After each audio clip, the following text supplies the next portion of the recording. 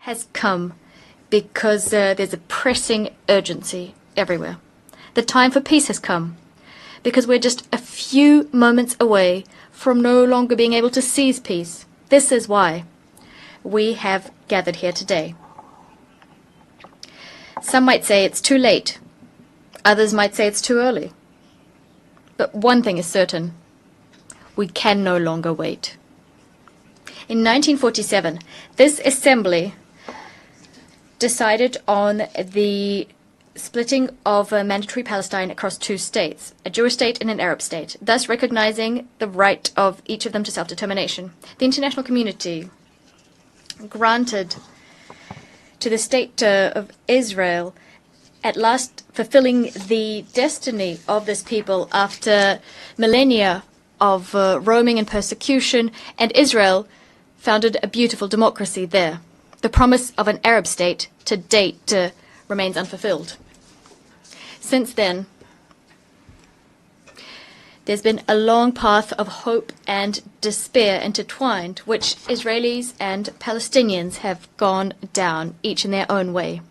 We have walked alongside them, each of us in keeping with our history and our sensibilities. But the truth is that we bear a collective responsibility for, to date, having failed to build just and lasting peace in the Middle East.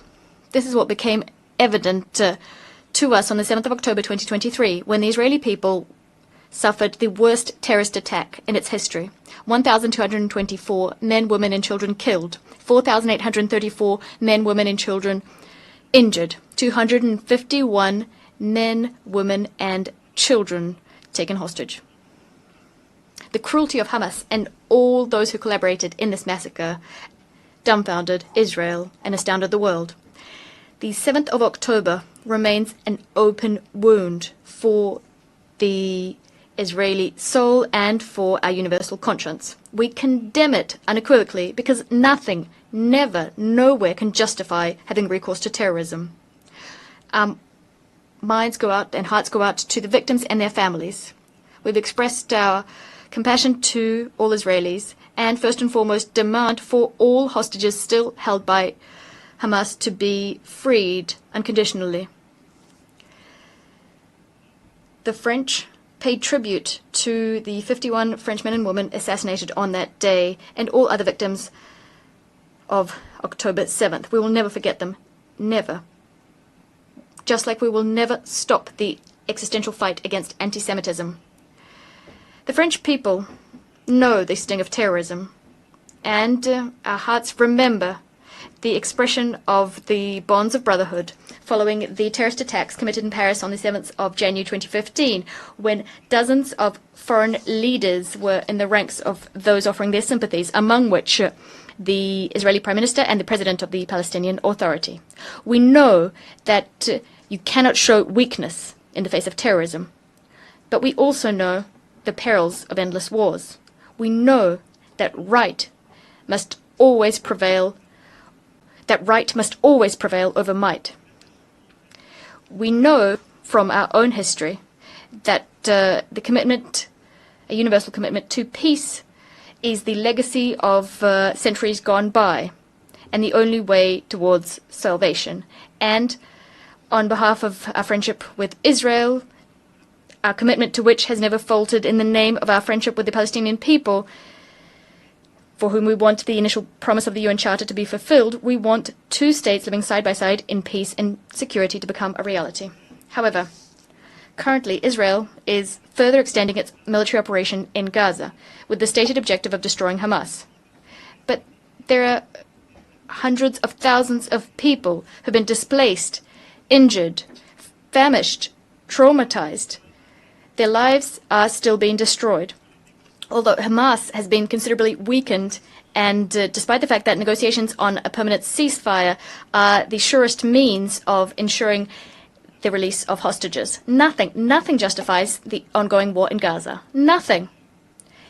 On the contrary, everything compels us to definitively end it, since we didn't do it earlier. We must do this to save lives. The lives of Israeli hostages detained in atrocious conditions, the lives of hundreds of thousands of Palestinian civilians who are tormented by hunger, suffering, the fear of dying, mourning for their loved ones. We must save all lives, because for almost 2 years now, it is the denial of the humanity of the other and the sacrifice of human life which have prevailed. Yes, since the 7th of October, it is the life of the other that is being denied. We've been saying this since the first day of the war in Gaza. A life is a life. I know this because I held in my arms the families of hostages I met in Tel Aviv and in Paris. I'm thinking of the mother of Eata David, a hostage who was famished and displaced. I'm thinking of Nimrod Cohen, a 19-year-old hostage whose father I just met. I also know this because I was at the bedside of the Palestinian victims of Israeli military operations, refugees in Al Arish, women and children. I will never forget the way they looked at me. I know this because I met young people from Gaza who we are hosting in France. I'm thinking of Rida Baroud, who should have been with us today, who continues to bear witness to the distress of her loved ones in Gaza. A life is a life. We are duty-bound, all of us, to protect each other. This duty is indivisible, just as our common humanity is indivisible. There is a solution, a way of breaking the cycle of war and destruction. It lies in the recognition of the other, of his and her legitimacy, humanity, and dignity. We must reopen our eyes and see human faces there where war has deposited the mask of the enemy or the marks of a target. We must recognize that Palestinians and Israelis are living in twin solitude. The solitude of the Israelis following the historic nightmare of the 7th of October 2023, and the solitude of Palestinians. Palestinians at their wits' end in the face of this ceaseless war. The time has come. Because the worst could still come to pass. The sacrifice of more civilians, the expulsion of the people of Gaza to Egypt, the annexation of the West Bank, the death of hostages detained by Hamas, or facts on the ground which could irreversibly change the situation there on the ground. This is why, this is the very reason that today, here in this chamber, we must pave the way for peace, because since July of last year, developments have accelerated, and at this point we have reason to fear that the Abraham Accords, the Camp David Accords, could be called into question by Israel, and that peace would become impossible for a long time yet in the Middle East. It thus falls to us this historic responsibility. We must do everything within our power to preserve the very possibility of a two-state solution. Israel and Palestine living side by side in peace and security. The time has come. This is why, true to the historic commitment of my country to the Middle East, to peace between the Israelis and the Palestinians, this is why I declare that today France recognizes the state of Palestine.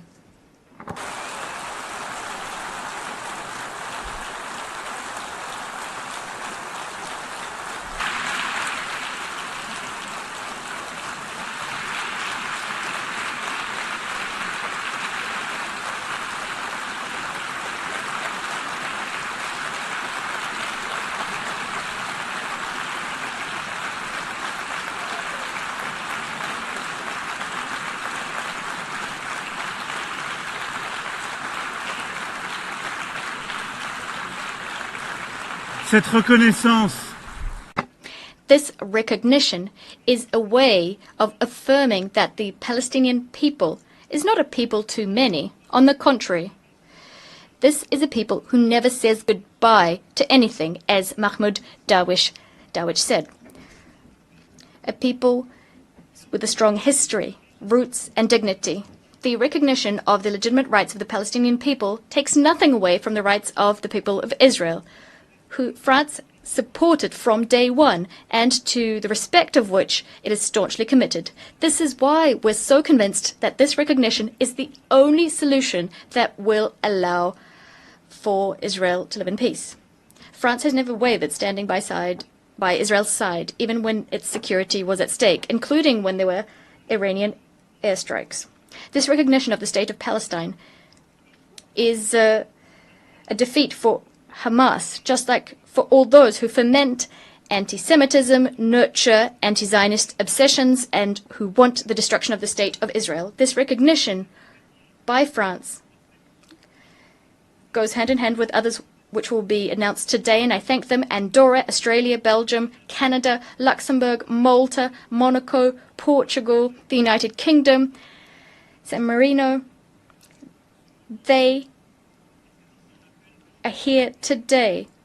They answered our call issued in July and took the responsible choice, the necessary choice, the choice to opt for peace. Spain, Ireland, Norway, and Sweden are also going down the same path, and many others did before us too. This recognition paves the way for useful negotiations, useful for Israelis and Palestinians. This path is a path towards a peace and security plan for all. France and Saudi Arabia submitted this plan to this assembly, and it adopted it by a large majority. It carries our common ambition to break the spiral of violence and to change the situation on the ground. We managed to take a step towards one another, to move away from our habitual stances and to set concrete objectives. We must now set in motion a cycle of peace that meets the needs of all parties. The top priority of this peace and security plan, and it's very urgent, that is to ensure the release of 48 hostages and put an end to military operations throughout the territory of Gaza. I commend the efforts undertaken by Qatar, Egypt, and the US to achieve this. I ask Israel to do nothing more that would thwart these efforts coming to fruition. Hamas was vanquished on the military front as we neutralized its leaders and decision makers. It must also be vanquished politically to be truly dismantled. As soon as a ceasefire is agreed, we must mount a massive collective effort to provide assistance to the people of Gaza. I'd like to thank Egypt and Jordan for their commitment and recall Israel's absolute obligation, that is to facilitate humanitarian access to Gaza to assist its population, which has lost everything. The second priority is to stabilize and to rebuild Gaza.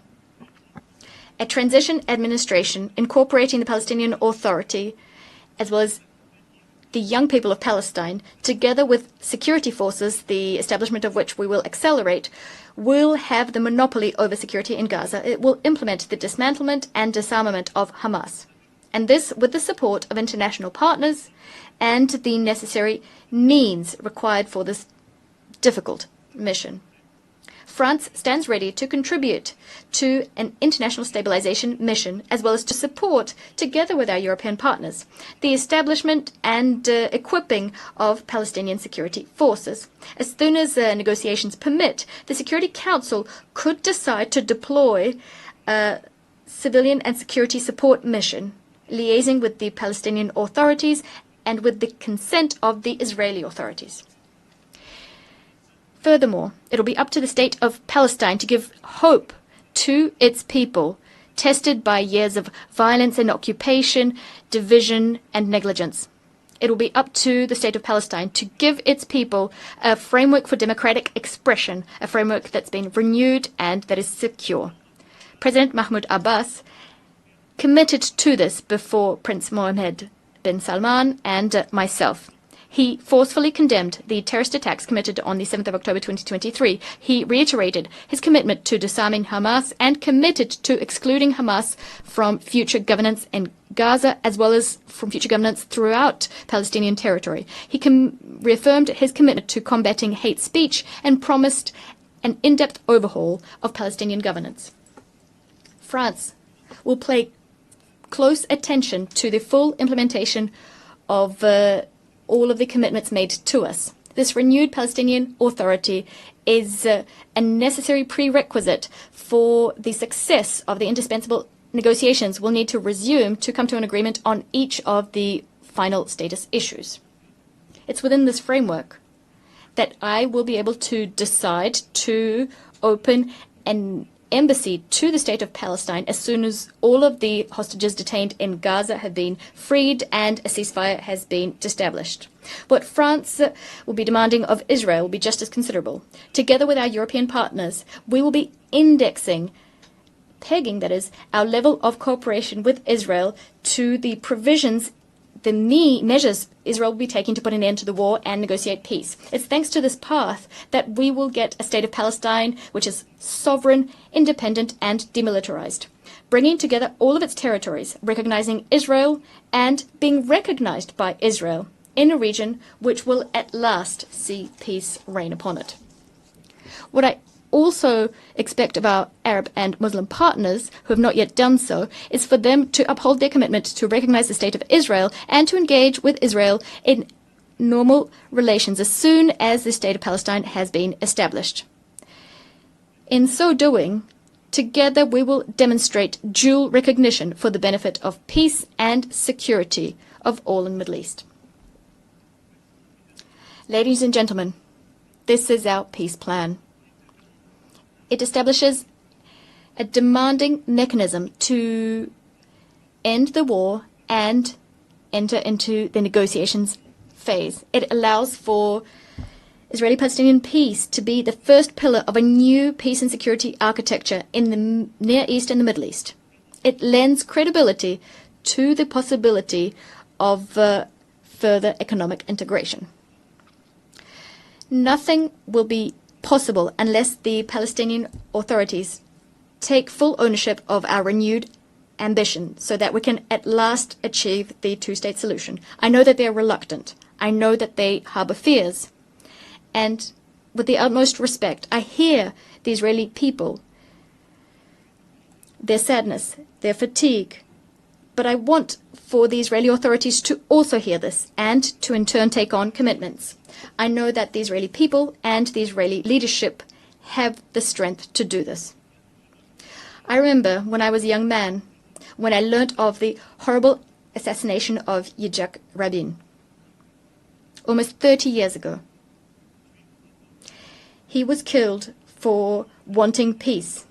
When death was about to claim him, the heroic warrior of the State of Israel said, and I quote, I fought so long as there was no chance of peace, end of quote.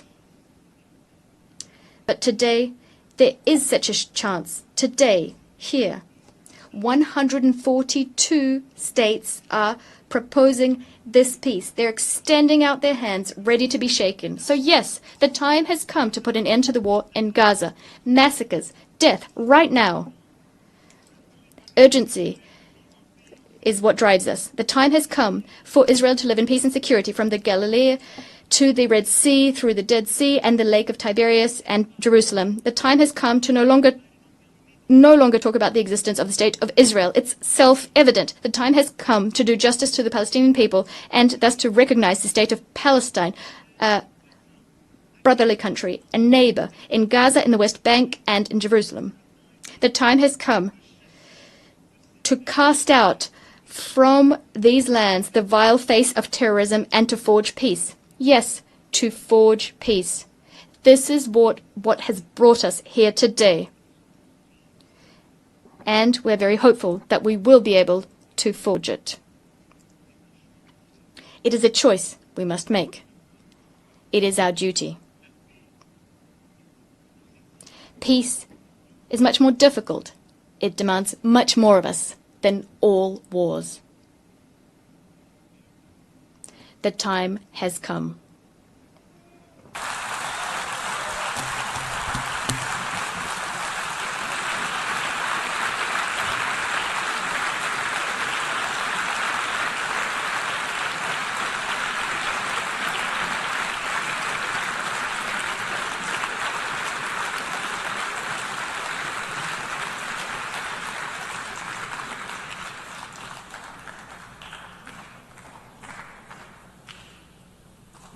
Merci pour votre attention. Thank you for your kind attention. I now invite His Royal Highness, Minister of Foreign Affairs of Saudi Arabia. He will be speaking on behalf of His Royal Highness Prince Mohammed bin Salman bin Abdulaziz Al Saud, Crown Prince and Prime Minister of the Kingdom of Saudi Arabia.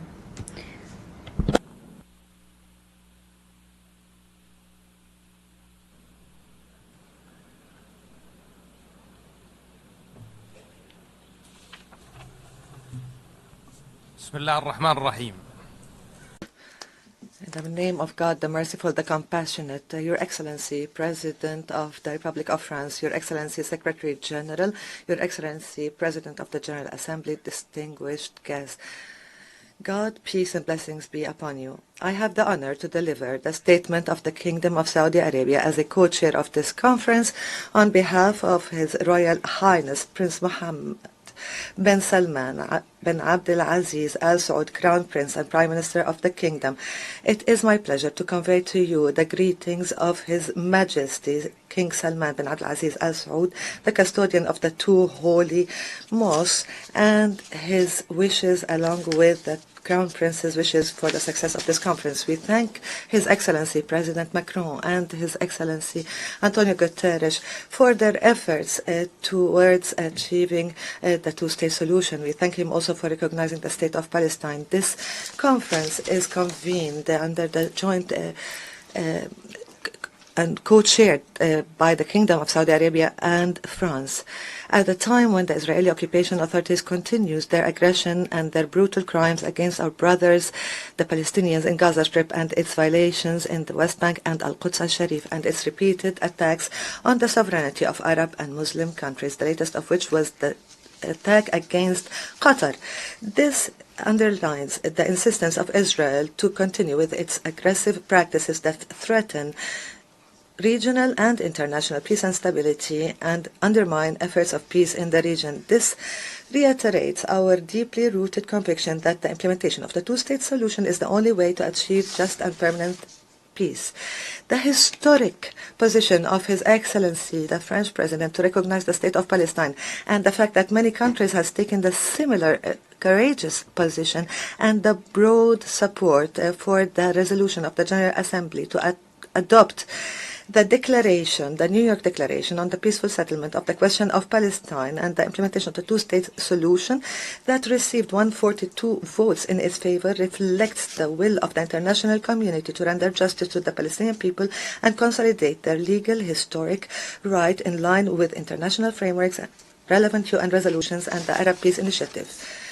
The Kingdom is keen on continuing its partnership with France and all countries calling for peace to follow up on the implementation of the outcomes of this conference, to put an end to the war in Gaza and stop all unilateral measures that threaten Palestinian sovereignty, to work on ending the conflict in the region and establish the Palestinian independent state on the 1967 borders with East Jerusalem as its capital. In conclusion, we thank again those countries that have recognized or have announced their intention to recognize the State of Palestine. We call all other countries to take a similar historic step that will have a great impact on supporting the efforts towards the implementation of the two-state solution, achieve permanent and comprehensive peace in the Middle East, and find a new reality whereby the region can enjoy peace, stability, and prosperity. Thank you.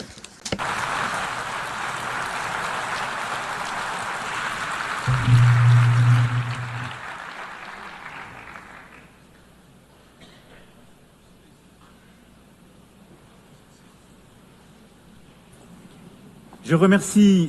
I thank His Royal Highness Prince Mohammed bin Salman Abdulaziz Al Saud. I now invite His Excellency Mr. Antonio Guterres, Secretary General of the United Nations Organization, to issue a statement.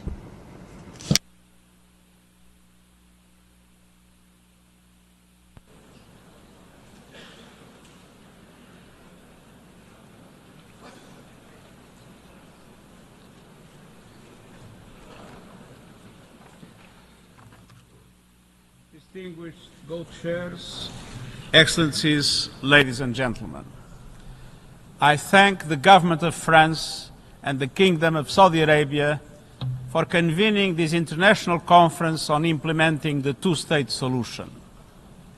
I also want to acknowledge the Palestinian delegation and once again note my disappointment that they were denied the opportunity to be fully represented.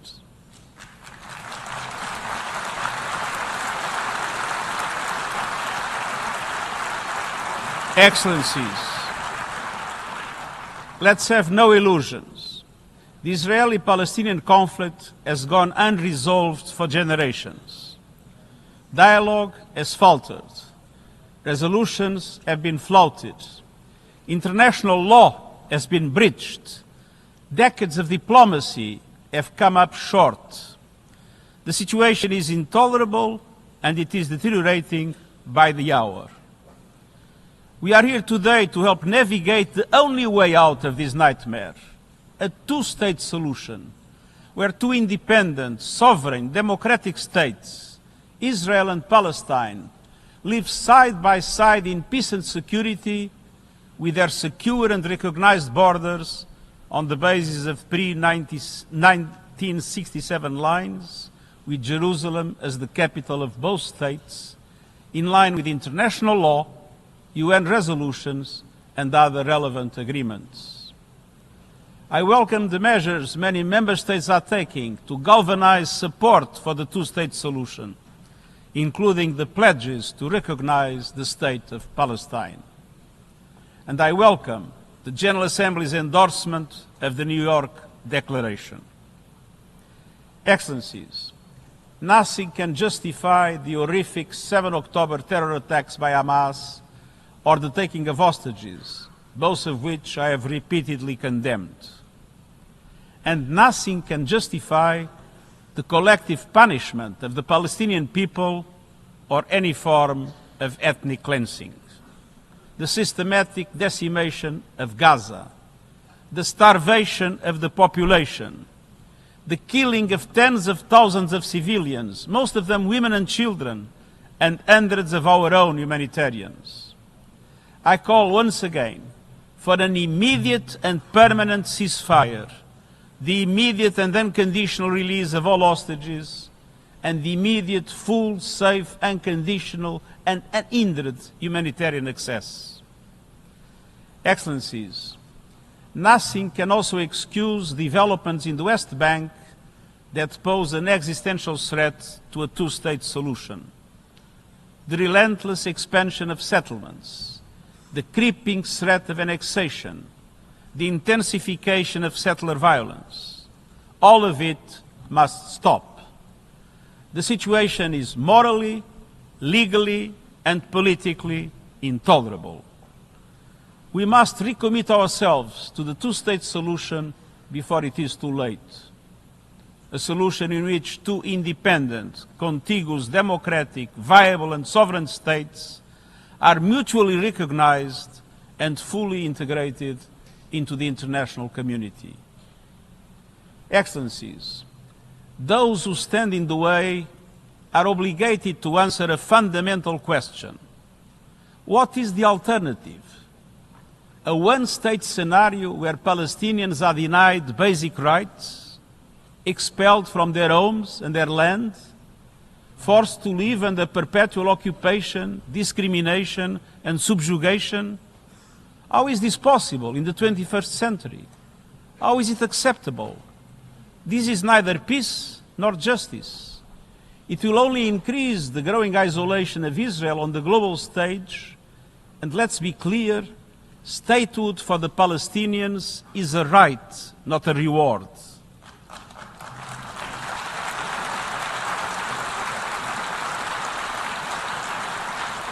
And denying statehood would be a gift to extremists everywhere. Without two states, there will be no peace in the Middle East, and radicalism will spread around the world.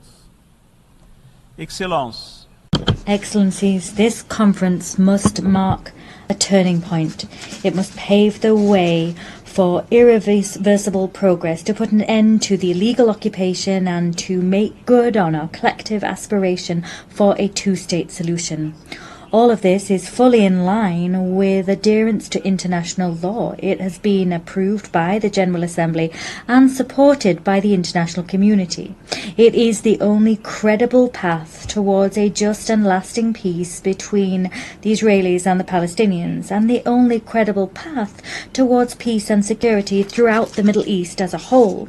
This will demand difficult decisions be taken from us all.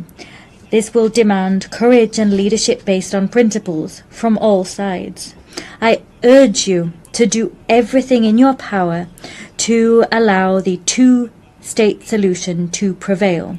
This for the peoples of Israel, Palestine, and for humankind as a whole. I thank you.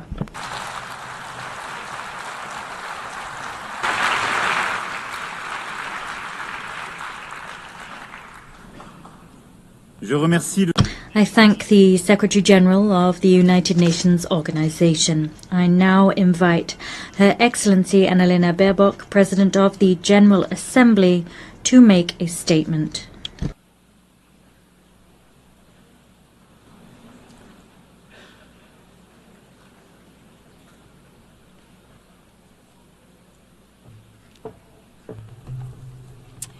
Your Excellency President Emmanuel Macron, Your Royal Highness Crown Prince Mohammed bin Salman, Your Highness Prince Faisal bin Farhan, Mr. Secretary General, Excellencies.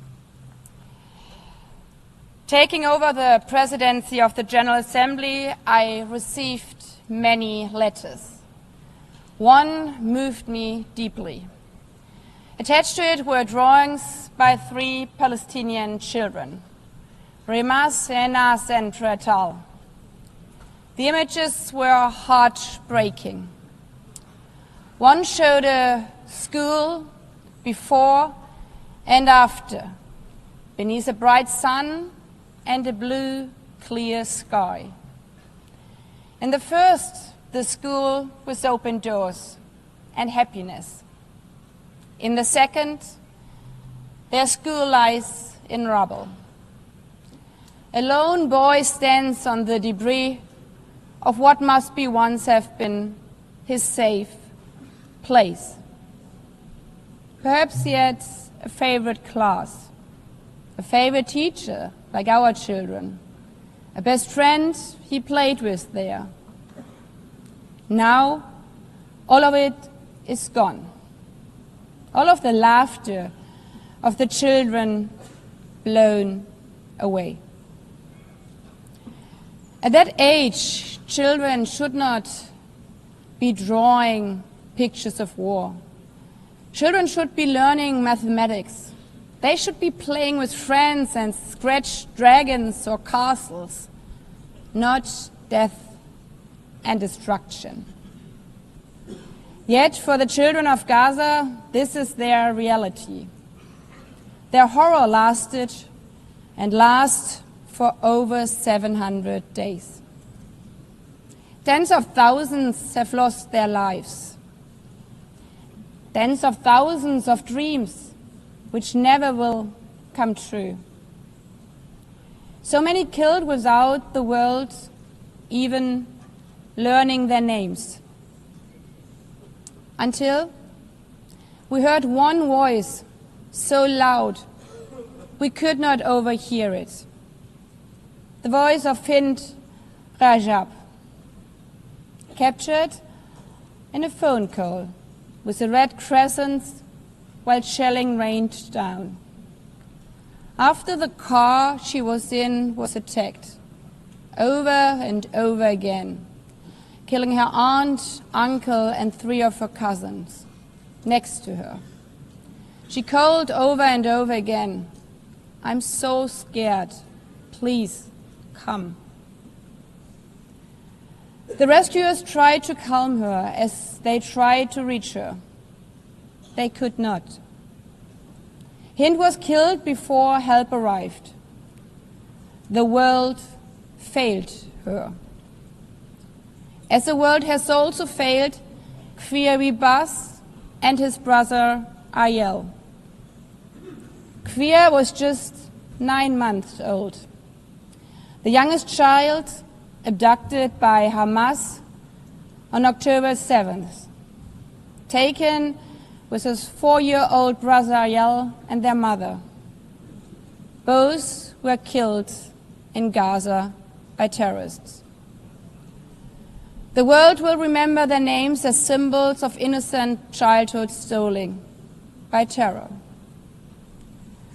I've met with the families of the hostages, fathers, mothers, siblings, aunts, grandparents, still waiting for their loved ones to come home from wherever Hamas is holding them after more than 700 days.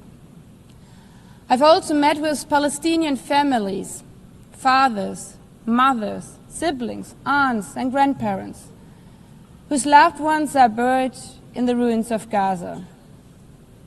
Their message is always the same: we want peace. Or as one Israeli mother told me, it does not bring my child back if a Palestinian mother loses her child in Gaza. Humanity is not about choosing sides. It's about recognizing that every life matters the same. A life is a life. A Palestinian girl's life is a life. An Israeli boy's life is a life. All the children of the Middle East deserve to grow up knowing only the sun shining on their schools, the laughter of their friends in the playground, and the joy of a meal shared with their families. Not the horrors of starvation, not the horrors of war and terror. Excellencies, the General Assembly has been very clear. We need an immediate, unconditional and permanent ceasefire in Gaza now. Israel must immediately facilitate the full, rapid, safe and unhindered entry and delivery of humanitarian assistance to all Palestinian civilians. Hamas must immediately and unconditionally release all remaining hostages.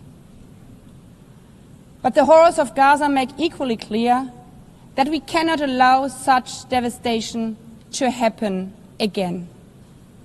While the situation in Gaza is unacceptable, settlement expansions and demolitions in the occupied West Bank, including East Jerusalem, are eroding any prospects for a political solution.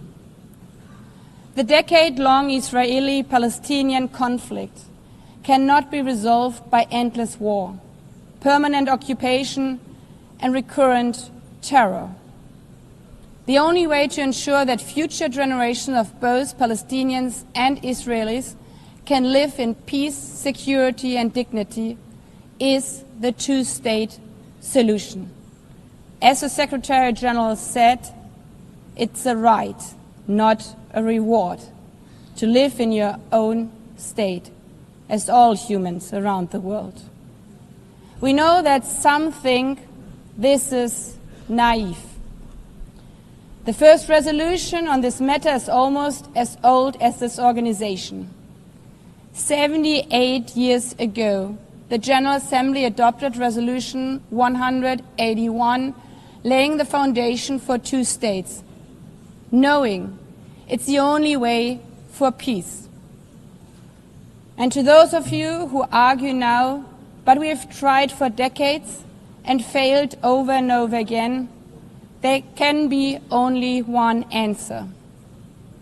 If we would stop aiming for what is right because we have not succeeded yet, then evil would prevail. That would be the end of this institution. This institution which promised to save succeeding generations from the scourge of war. It would erode the UN's foundational mission to achieve peace, justice and equal rights for both Israelis and Palestinians. Excellencies, that is what today's conference and the New York Declaration are so crucial. The message we are sending today is No, we are not giving up. The international community does not only remain committed to the two-state solution, we are also identifying tangible, time-bound and irreversible steps for its realization. And we are willing to take decisive measures and provide international guarantees. Of course, this conference and the New York Declaration will face criticism. Some will say a piece of paper cannot change realities on the grounds for Palestinians. Others will dismiss the vision of two states outright. But the fact remains, the New York Declaration was endorsed by 142 member states. And this majority clearly says the war in Gaza must end now. It condemns the attacks committed by Hamas against civilians on 7th of October. It condemns the attacks by Israel against civilians and civilian infrastructure in Gaza. It calls on Hamas to end its rule in Gaza and hand over its weapons. A sovereign and viable state of Palestine needs to be established, living side by side with the state of Israel in peace and security, with mutually recognized borders and full regional integration. Excellencies, the call for peace and the two-state solution is not an abstract. Not for the children watching missiles destroy their school. Not for the families waiting for news that their sons and daughters might be released from captivity. Not for the UN staff in Gaza who have witnessed their colleagues shot. Not for those who have been injured or maimed and will have to live with the trauma of this conflict for the rest of their life. It's an aspiration, but it's also an obligation. We owe it to the memory of Fint, Kriya and Ariel and the many, many others. And we owe it to the children like Rimas, Enas and Rital, and all the children of Palestine and all the children of Israel, hoping for a better tomorrow, so that they may not inherit rubble, grief and despair, but safety, dignity and hope, to live one day in peace, side by side.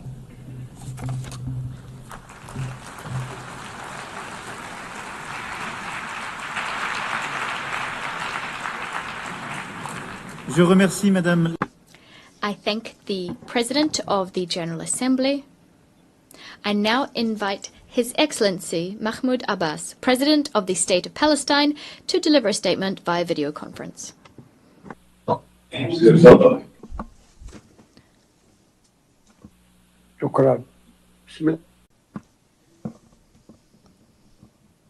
Thank you. Your Excellency, President Emmanuel Macron, Your Royal Highness, Prince Mohammed bin Salman Al Saud, Your Highness Prince Saud Faisal bin Farhan, Minister of Foreign Affairs, Your Excellency Antonio Guterres, the Secretary General of the United Nations, distinguished leaders and heads of delegations, peace, mercy and blessings of God be upon you. On behalf of the State of Palestine, I would like to express my deepest appreciation for the co-presidency, the United Nations, and all participating states for the historic New York Declaration that was issued during July's conference and adopted by the General Assembly by an overwhelming majority. It marked the beginning of an irreversible path towards ending the humanitarian catastrophe and ending occupation pursuant to international legitimacy and the Arab Peace Initiative. It was the embodiment of an independent state of Palestine with East Jerusalem as its capital, living side by side with Israel in peace, security, and good neighborliness. The declaration stressed that the war against our people must come to an immediate and durable end. It noted that the crimes emanating from the siege, the starvation and destruction cannot be a means of achieving security. Therefore, we call for a permanent ceasefire. We need to ensure humanitarian access through the United Nations and UNRWA. We need to guarantee the release of hostages, all hostages and prisoners, with the withdrawal of the occupation forces from Gaza. We need a start without delay of Gaza and the West Bank reconstruction through the Cairo International Conference. Your Excellencies, ladies and gentlemen, we would like to commend the Egyptian-Qatari-US mediation that tries to put an end to this war. We also commend the positions of Egypt and Jordan, who reject the displacement of Palestinians, a matter rejected by the international community as well. The State of Palestine is the only entity eligible to assume full responsibility for governance and security in Gaza. This comes through an interim administrative committee affiliated to the Palestinian government in the West Bank with Arab and international support and participation. Hamas will have no role in governing. Hamas and other factions must surrender their weapons to the Palestinian Authority. What we want is one unified state without weapons, a state with one law and one legitimate security forces. We stress our condemnation of the occupation's crimes. We also condemn the killing and detention of civilians, including Hamas's actions on October the 7th, 2023. On the other hand, we call for an end to the settlements, the annexation, settlers' terrorism, and the attacks against Islamic and Christian holy sites. We condemn the occupation policies that isolate Jerusalem, Al-Quds, and expand construction on Area E1. We condemn the narrative, the Israeli narrative on Greater Israel, which flouts international law. It represents a direct threat to Arab national security and international peace. This comes in addition to the brutal aggression against the sovereignty of the brotherly state of Qatar and other Arab countries. This necessitates a firm, deterrent international stance. Ladies and gentlemen, the State of Palestine continues to adopt a comprehensive reform agenda promoting governance, transparency, the rule of law, and the reform of the financial system. It also works on the reform of educational curriculum in line with the UNESCO standards, and this will be achieved within 2 years. We're establishing a unified social welfare system after the abolition of all previous payments to the families of prisoners and martyrs. This system is currently undergoing international audit by a specialized international firm.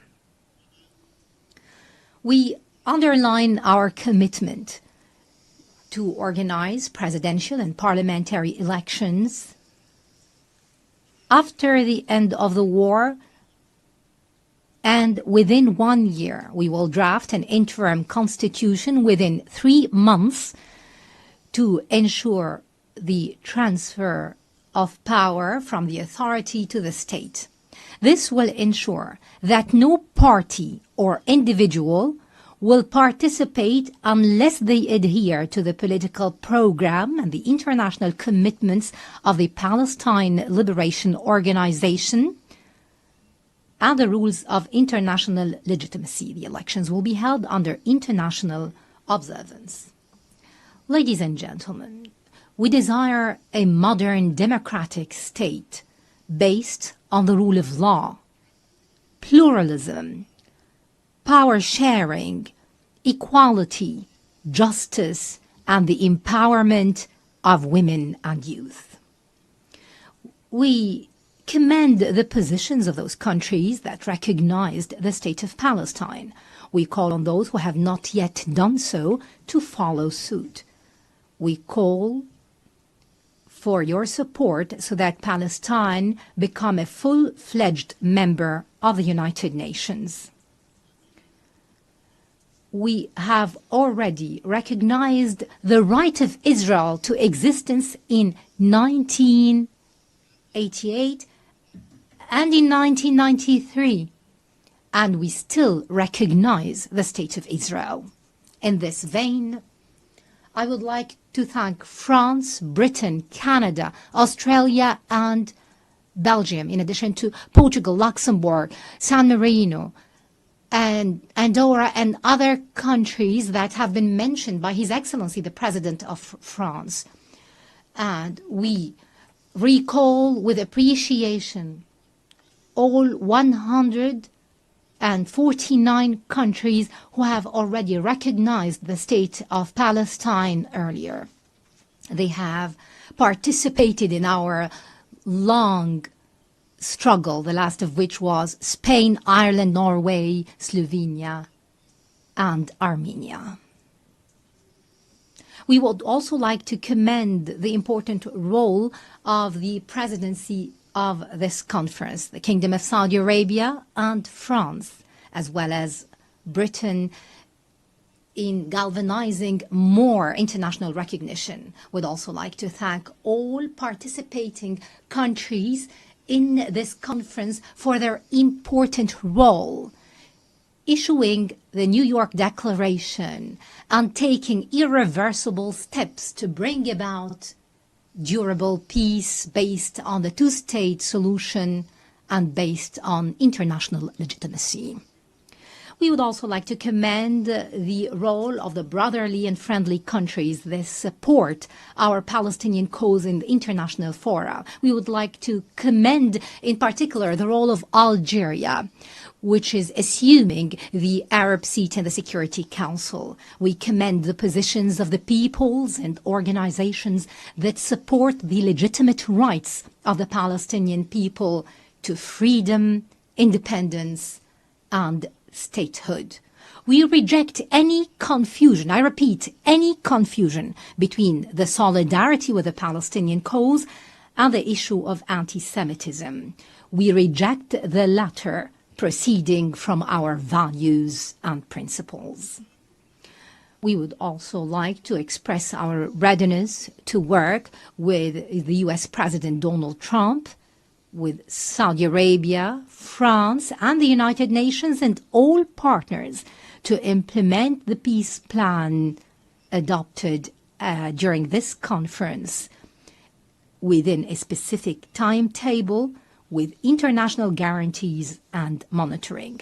This would open the gates towards a just peace and comprehensive regional cooperation. In this regard, I call upon Israel to immediately sit on the negotiating table, to put an end to this bloodshed and bring about just and comprehensive peace. And I address the Israeli people saying, our future and yours banks on peace. Enough violence and war. Our generations deserve to enjoy freedom and security. Let the people in our region live in durable peace and good neighborliness. And I would like to seize this opportunity to address all the Jews in the world, wishing them a good new year. And to our patient Palestinian people in their homeland and everywhere, I would like to tell you that the dawn of freedom and liberty is coming, no doubt. That day, ladies and gentlemen, is the day of the State of Palestine and the start of the peace process in the Middle East. We hope that we will call very soon to an international conference that will bring about this matter. Peace and blessings of God be upon you.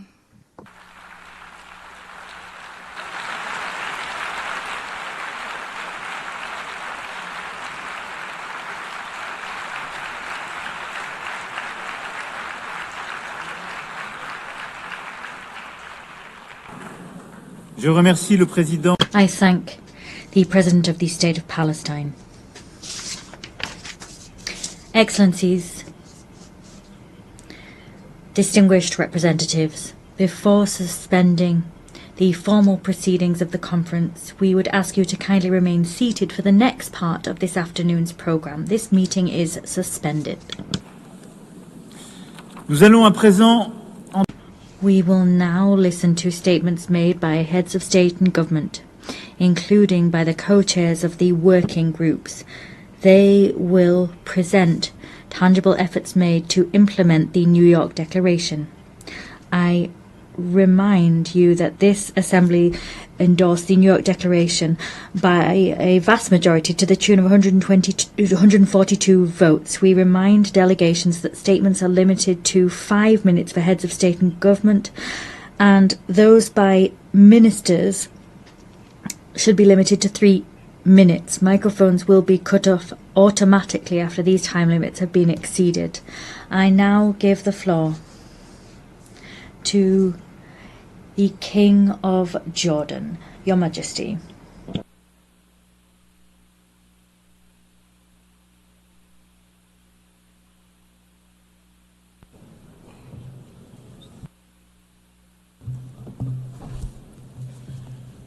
Bismillah ar-Rahman ar-Rahim.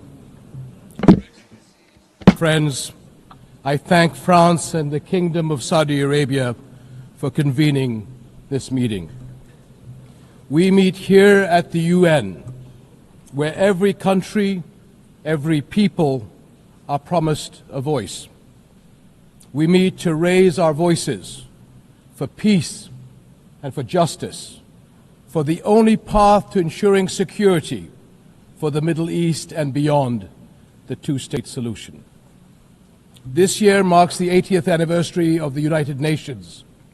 Almost every year since, our countries have met within these halls to decry the injustice and violence of the Palestinian-Israeli conflict and seek solutions. And now, for nearly 2 years, we have been witnesses to a horrific level of bloodshed and destruction in Gaza. It stands in flagrant violations of international laws and the values of our shared humanity, and it threatens the foundations of future peace. The war in Gaza must end. Humanitarian aid must flow unhindered, and all illegal and unilateral measures in the West Bank and settler violence must also end. A clear choice stands before us. On one side, to continue down the dark and bloody path of war and conflict, or to take the path of peace through the two-state solution. And today the world is taking a significant step on the path to achieving just and lasting peace. This global rally behind the two-state solution sends a clear message. The conflict must end. The two-state solution is the only path to the just and lasting peace that fulfills the rights of all our peoples. We thank all countries that have recognized the state of Palestine, and now we must work to stop all measures that undermine the two-state solution. We must make sure that today is a step in a continued effort to realize it. As we work on ending the war in Gaza, we must also do all we can to restore hope. The commitment so many countries are making to a future of peace today begins that long, difficult, but essential process. Thank you.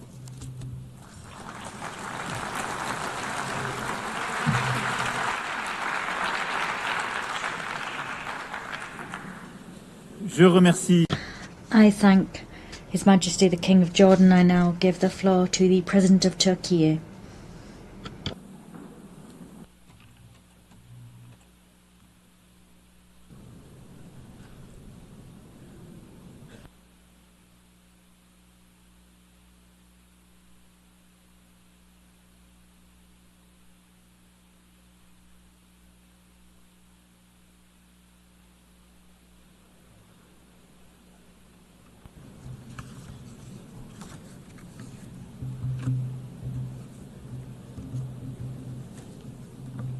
Sayın Devlet Excellencies, Heads of State and Government, His Excellency the Secretary General, esteemed delegation members, let me greet you all with most heartfelt feelings and with kind regards.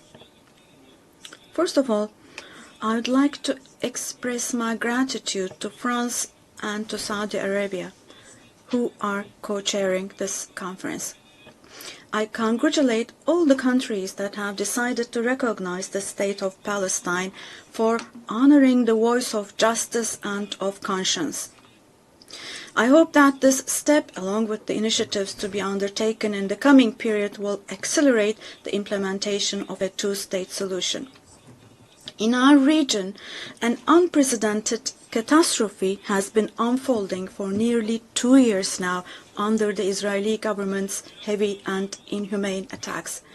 The massacre and brutality in Gaza continues with all its intensity. Since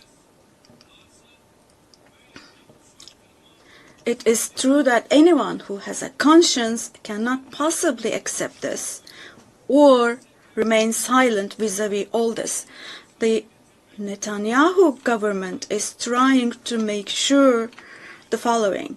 Their goal is to make the establishment of a Palestinian state impossible and to force the Palestinian people to emigrate as much as possible. In the midst of these negative developments of a group of countries, among them members of the UN Security Council, they have taken the decision to recognize the state of Palestine, and this is an extremely significant and historic step. Now, we wholeheartedly wish we could see Palestinian President Mr. Abbas to be able to speak in this conference here today. Nevertheless, I find it extremely valuable that all the participants speaking today are also serving as the voice of the Palestinian people. It is also a fact that today the Palestinian cause has become a global issue.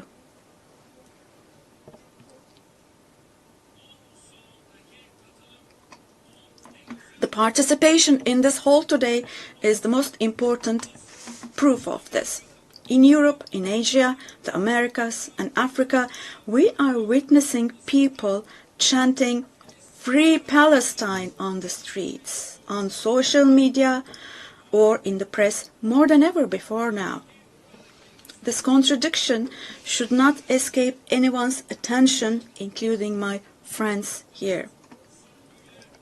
The Netanyahu government governs today a society who, in the past, was targeted for eradication with the persecutions of the Holocaust. And today, his government is committing genocide against its own neighbors with whom they have shared the same land, the same water, air, and sea for thousands of years.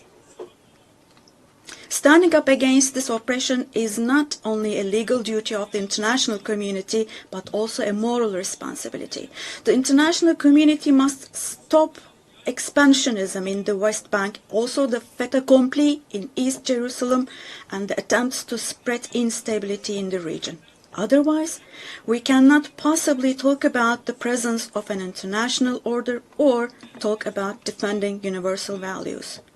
The goal of deepening occupation and annexation policies is clear.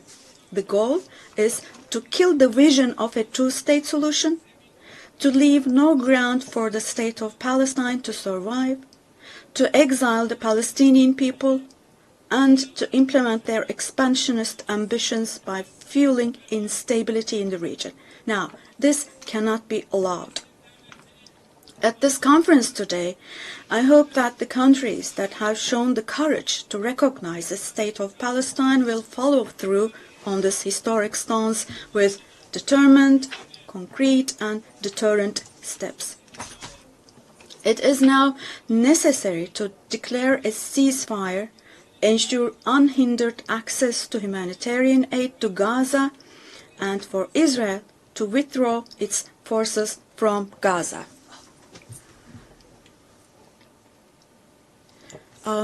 Apologies. I cannot hear the President. I lost his voice. Apologies, ladies and gentlemen. This is the interpreter speaking. I cannot hear the President. His voice is gone. His voice is gone. We cannot hear him. Me and my colleague, we cannot hear the President. Apologies for this, but we're having a technical glitch here. We cannot hear the President. We stopped being able to hear him. His voice is gone completely.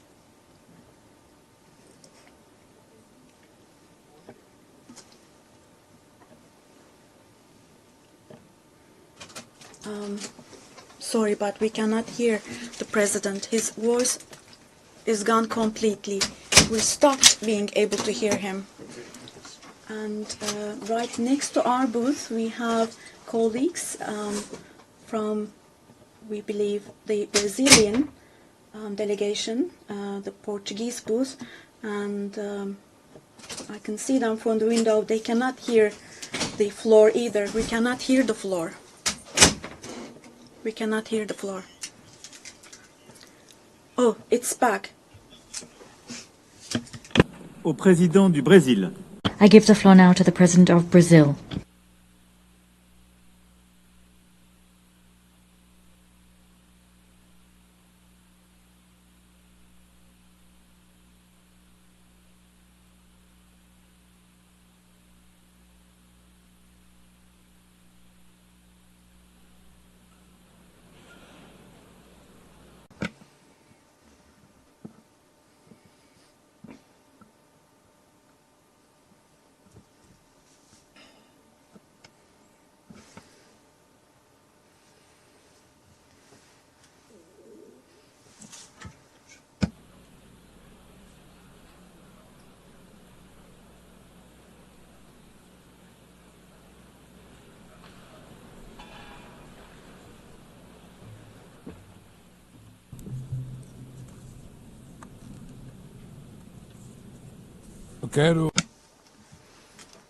I would like to commend President Emmanuel Macron and Prime Minister Mohammed bin Salman for leading this important process and event.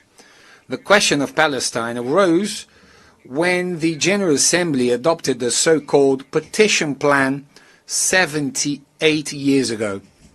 The session in which it was approved was chaired by Brazilian Osvaldo Aranha. On that occasion, the two-state perspective was born, but only one materialized.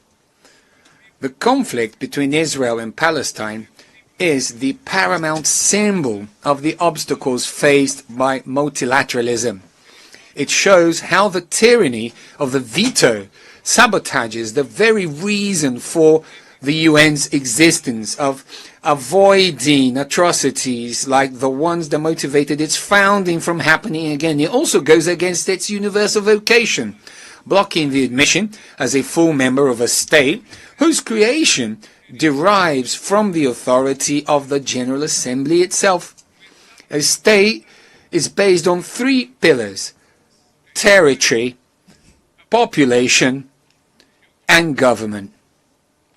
All have been systematically undermined in the Palestinian case. How can we talk about territory in the face of an illegal occupation that grows with each new settlement? How do you keep a population in the face of the ethnic cleansing we are witnessing in real time? And how do you build a government without empowering the Palestinian Authority? As the Commission of Inquiry on the Occupied Palestinian Territories pointed out, there is no more appropriate word to describe what is happening in Gaza than genocide. Therefore, Brazil decided to become a party to the case submitted by South Africa to the International Court of Justice. The terrorist acts committed by Hamas are unacceptable. Brazil was emphatic in condemning them.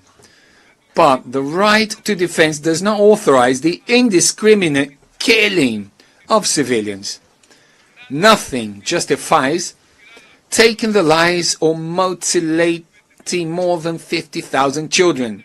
Nothing justifies destroying 90% of Palestinian homes. Nothing justifies using hunger as a weapon of war, nor targeting starving people seeking help. 500,000 Palestinians do not have enough food, more than the population of Miami or Tel Aviv. Hunger does not afflict the body only, it shatters the soul. What is happening in Gaza is not only the extermination of the Palestinian people, but an attempt to annihilate their dream of a nation. Both Israel and Palestine have the right to exist. Working to achieve a Palestinian state means correcting an asymmetry that compromises dialogue and obstructs peace. We salute the countries that recognize Palestine, as Brazil did in 2010. We are already the vast majority of the 193 members of the UN. Brazil commits to strengthening controls on imports from illegal settlements in the West Bank and maintaining a suspension of exports of defense materials, including dual-use materials that could be used in crimes against humanity and genocide.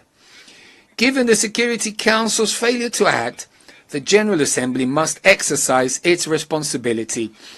We support the creation of a body inspired by the Special Committee Against Apartheid, which played a central role in ending the South African racial segregation regime. Securing Palestine's right to self-determination is an act of justice and an essential step toward restoring the strength of multilateralism and recovering our collective sense of humanity. Thank you very much.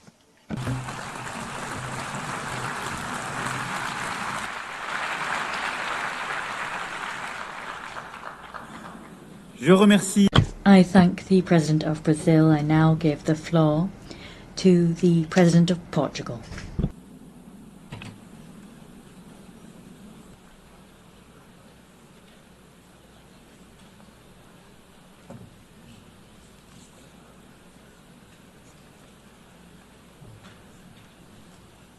Madam President of the General Assembly, Mr. Secretary General, Monsieur le Président de la République Française, President of the French Republic, the Minister for Foreign Affairs of the Kingdom of Saudi Arabia, Mr. President of the Palestinian State, Excellencies, ladies and gentlemen, Portugal formally recognized the State of Palestine as a sovereign state with full rights.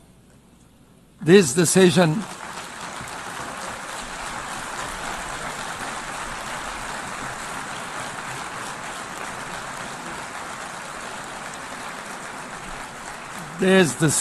reflects our conviction that the two-state solution is the only viable path for a just and lasting peace in the Middle East.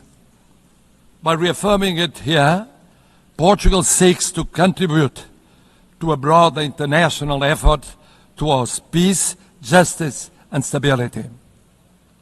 If we do not act, the crisis will leave scars for generations, fueling extremism and further instability. So, humanitarian access must be ensured without delay. All hostages must be released. Terrorism like October the 7th can never be justified.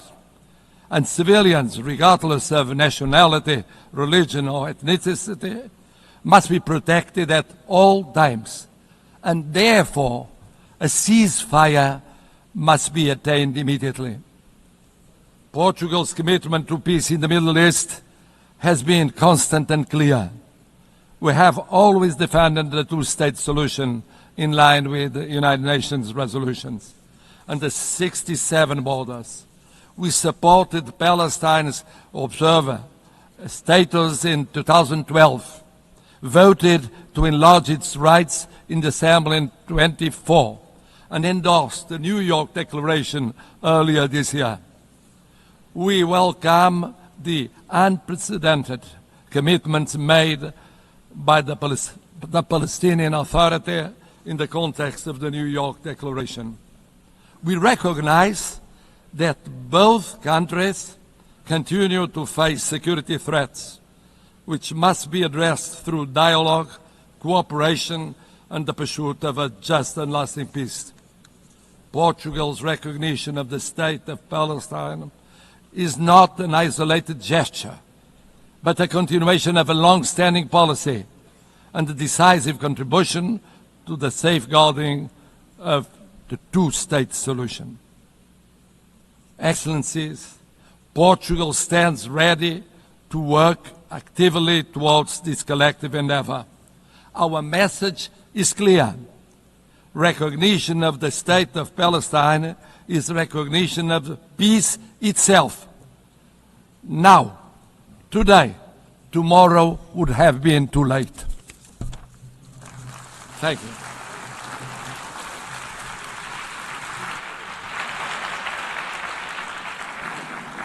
Je remercie. I thank the President of Portugal. I now give the floor to the President of Indonesia.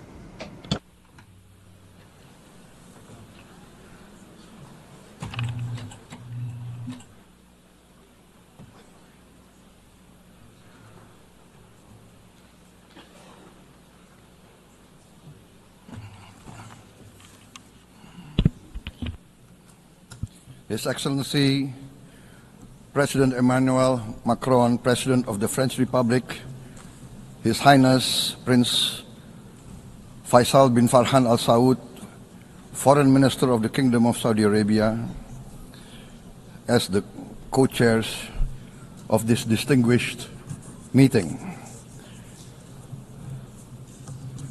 Co-chairs, Excellencies, distinguished representatives of the United Nations, I wish to extend our deepest appreciation and highest regards to the governments of France and the Kingdom of Saudi Arabia for their leadership in convening this important deliberation.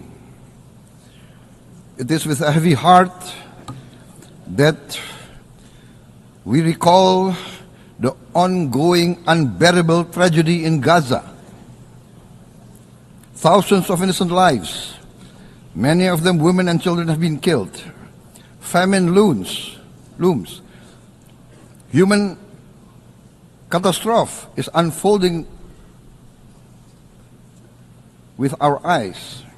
We condemn all acts of violence against innocent civilians. Therefore, it is today with dignity that we gather to take our historical responsibility. This responsibility speaks not only to the fate of Palestine, but also to the future of Israel, and also the very credibility of the United Nations. We condemn all violence against innocent civilians. Therefore, Indonesia once again reiterates its commitment to the two-state solution in the Palestine problem. Only this two-state solution will lead to peace. We must guarantee statehood for Palestine, but Indonesia also declares that once Israel recognizes the independence and the statehood of Palestine, Indonesia will immediately recognize the state of Israel, and we will support all guarantees for the security of Israel. The New York Declaration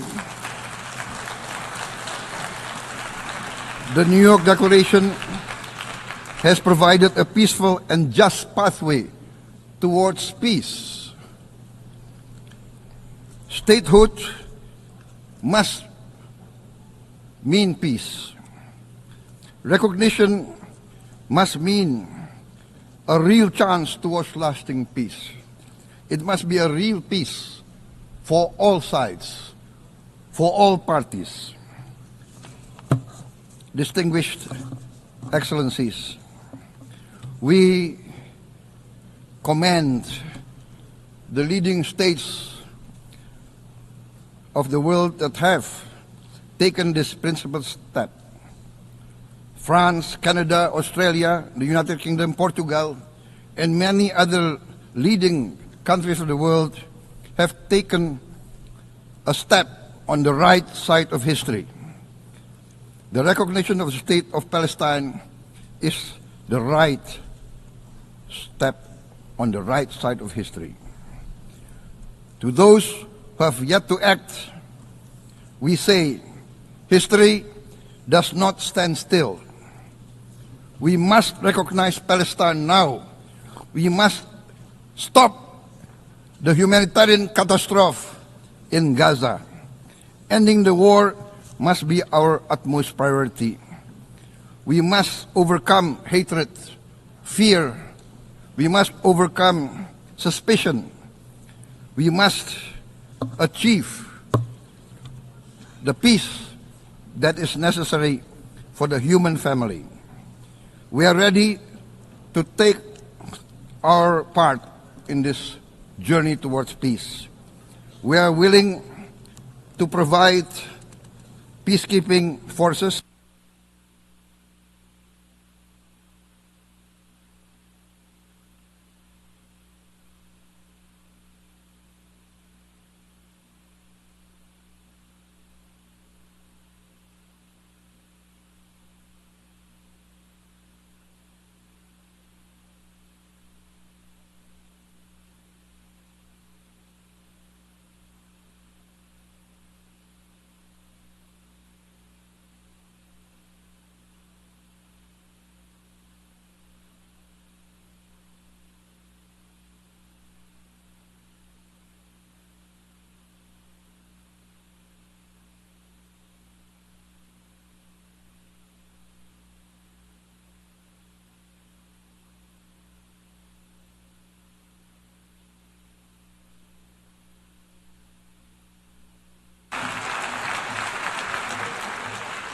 Thank you very much. Peace. Peace now. Peace immediately. We need peace. Thank you very much.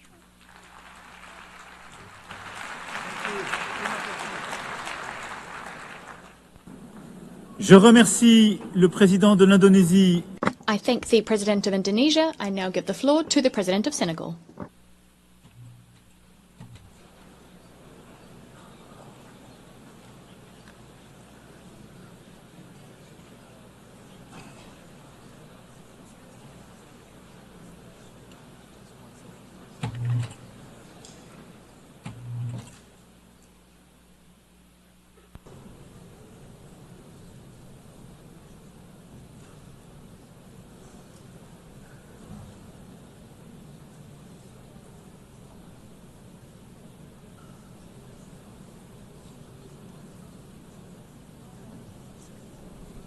Le discours qu'ils n'ont pas déposé.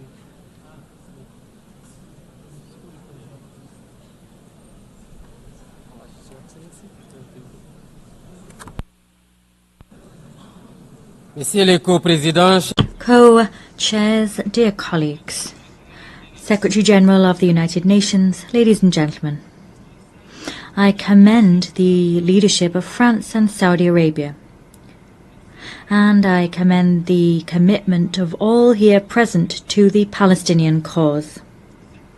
This conference is being held at a time when the world's conscience has been shaken to its very core by the indefensible situation in Gaza. That situation has gone beyond all limits. We are witnessing an indescribable tragedy bearing all the hallmarks of ethnic cleansing. In the face of such inhumanity on such scale, to say nothing, to do nothing is not an option.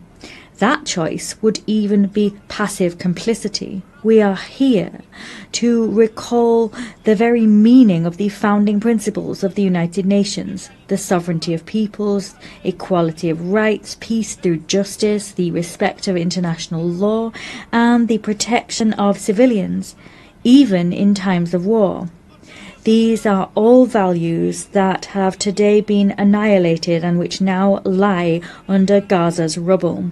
Senegal reaffirms its unwavering commitment to a two-state solution, with Palestine and Israel living side by side, each within safe and internationally recognized borders.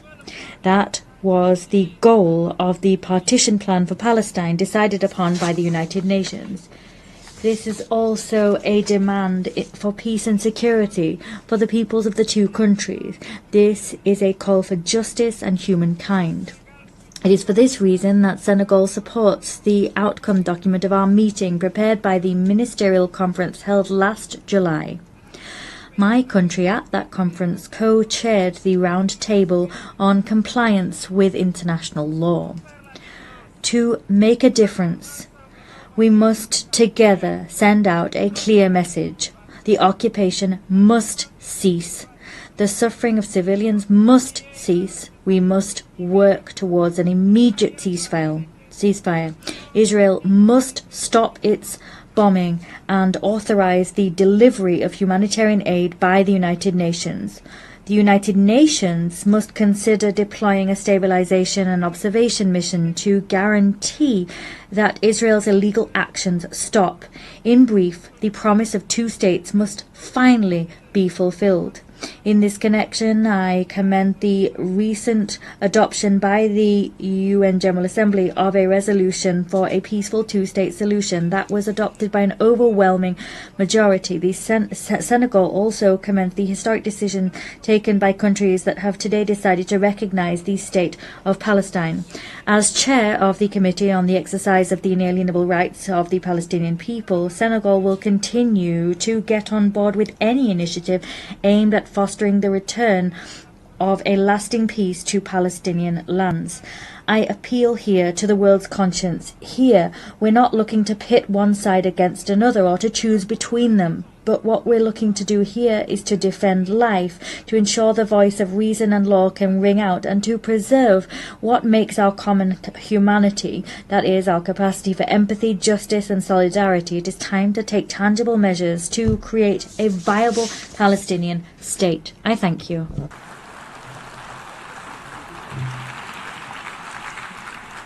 Je remercie le président. I thank the President of Senegal. I now give the floor to the Sovereign Prince of Monaco.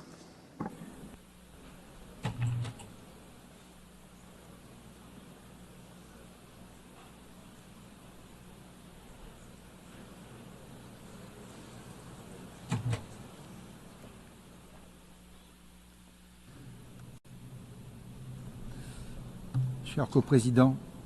Dear co-chairs, President of the General Assembly, Secretary General of the United Nations, Excellencies, ladies and gentlemen, I wish to thank France and the Kingdom of Saudi Arabia for having convened this conference and invited us to it. Since the very beginning, we have spoken out as the Principality of Monaco loud and clear to defend indissociable rights, that of Israel to live within safe and recognized borders and to enjoy security therein, and the right of the Palestinian people to have a sovereign, viable and democratic state. Today we wish to reaffirm our unwavering support to Israel's existence, and we also wish to recognize Palestine as a state under international law.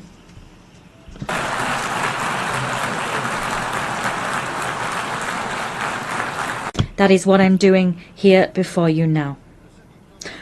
The 7th of October 2023 was in its full horror the starting point of the current chaos. It is now more urgent than ever before to move towards a tangible, balanced and sustainable solution based on mutual recognition and the respect for fundamental rights.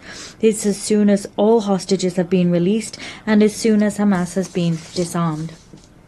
Peace cannot remain a dim prospect on the distant horizon. It must be given its lifeblood in institutions with mutual guarantees and ensuring the effective respect for everyone's rights. The Principality of Monaco is aware of its place in the House of Nations. We continue to affirm that only a solution based on the existence of two national entities living side by side in dignity and mutual respect will pave the way towards lasting stability. Peace cannot be issued by decree. It is built through common will. Thank you.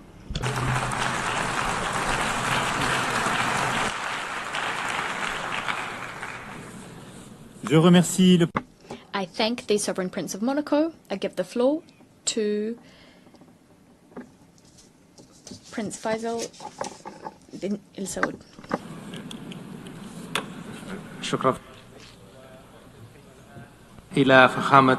Thank you. I give the floor to His Excellency, the President of South Africa.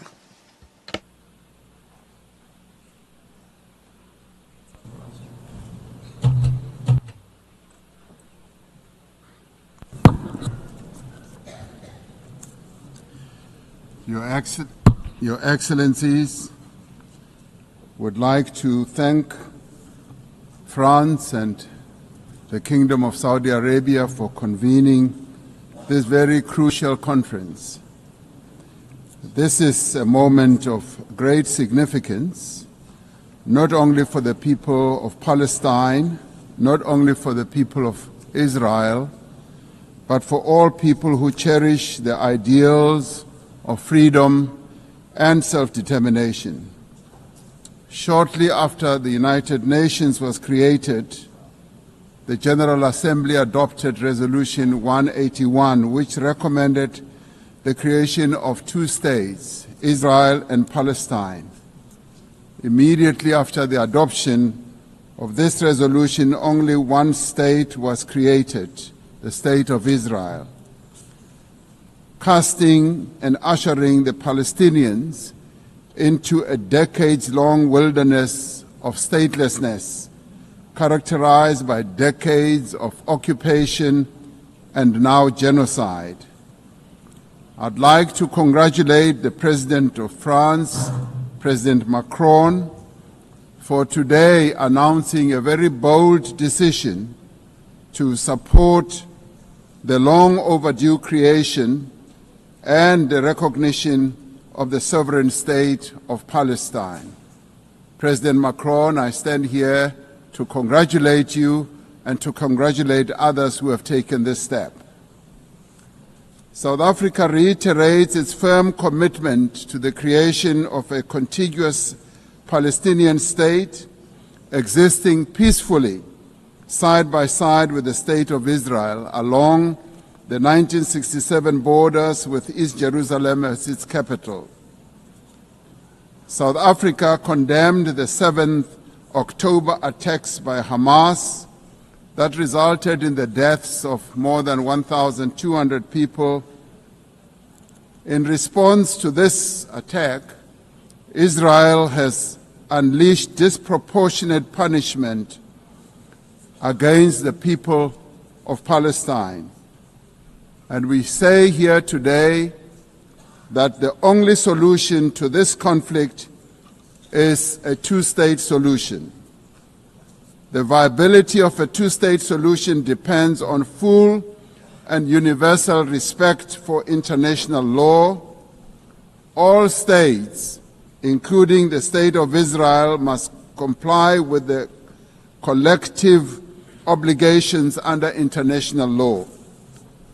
As the UN marks the 80th anniversary, we call on all member states to recognize Palestine and to act in solidarity with its people. To restore the prospects of a two-state solution, we call, firstly, for global recognition of Palestine and its sovereignty and territorial integrity. Secondly, the immediate ceasefire and an end to the genocide and the release of hostages by Hamas and prisoners by Israel. Thirdly, the full respect for international law, including the respect for UN resolutions and opinions and the decisions of the International Court of Justice. Fourthly, the removal of obstacles to the two-state solution, including a halt to illegal settlements and removal of the separation wall. Lastly, the restoration of the humanitarian aid and reconstruction of Gaza. This is a conflict that has gone on for almost as long as the United Nations has existed. And we say that as the international community, this conflict must end now, and we as the international community must act now also in unison. We must now work together to achieve a just and peaceful and lasting solution. I would like to welcome the demonstrable groundswell of support for the establishment of the much-awaited state of Palestine by 142 nations.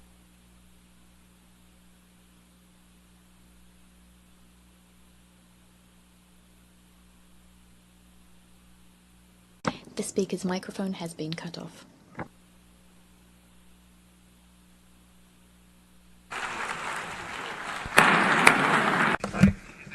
The President of South Africa. والآن أعطي الكلمة. I now give the floor to His Excellency President of Angola.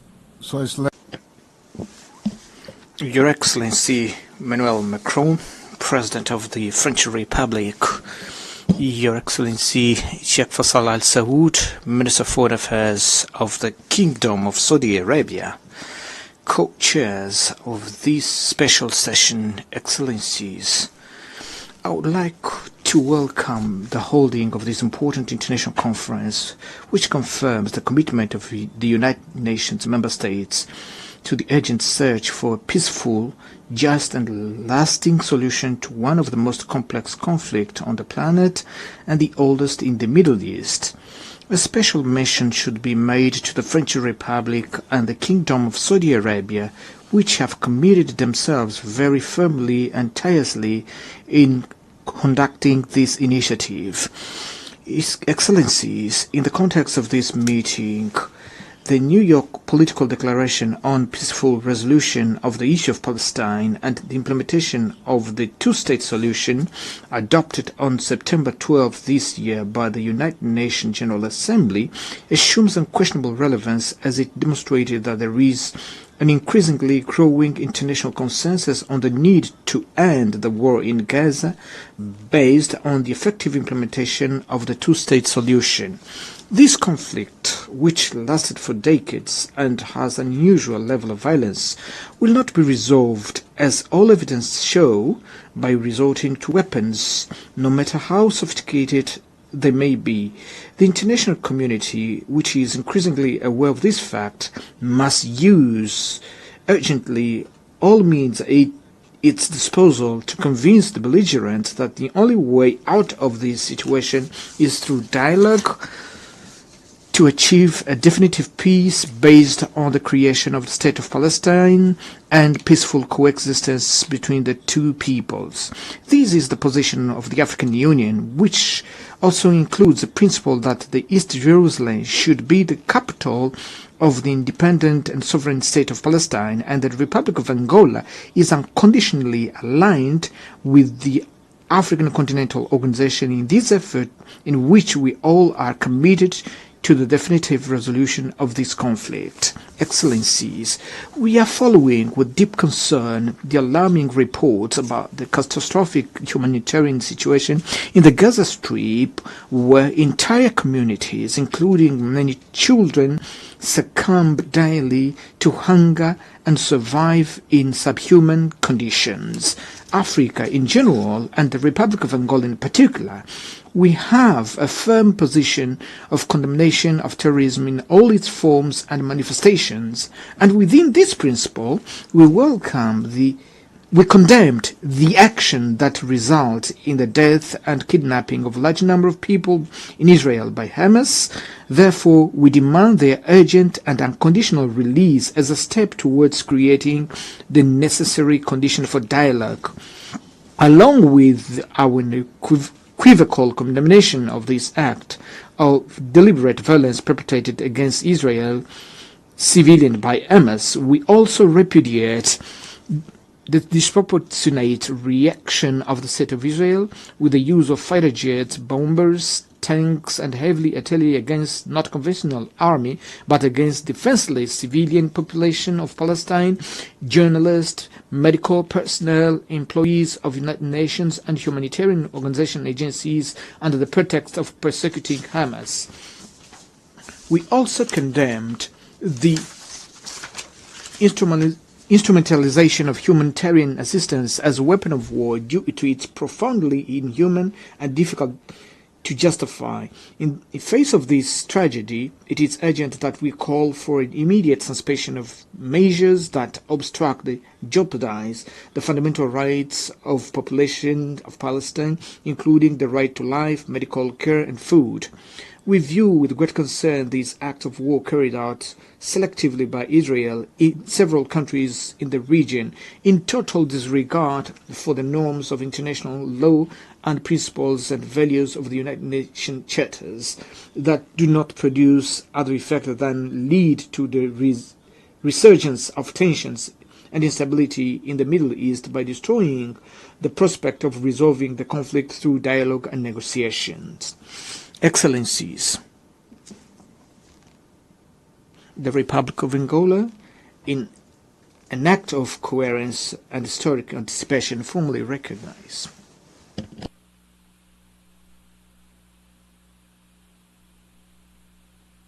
The speaker's microphone has been cut off.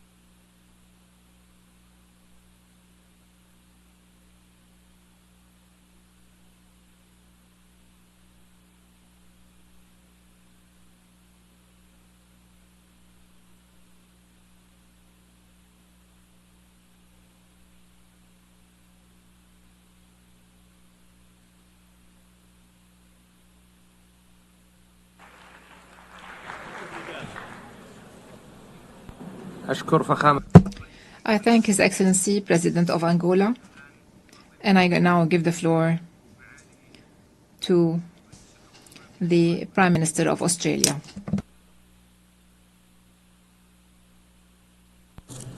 President Macron, Your Royal Highness, Secretary-General, colleagues. In 1947, Australia was proud to be the first member of the United Nations to vote for the plan that made the modern State of Israel possible.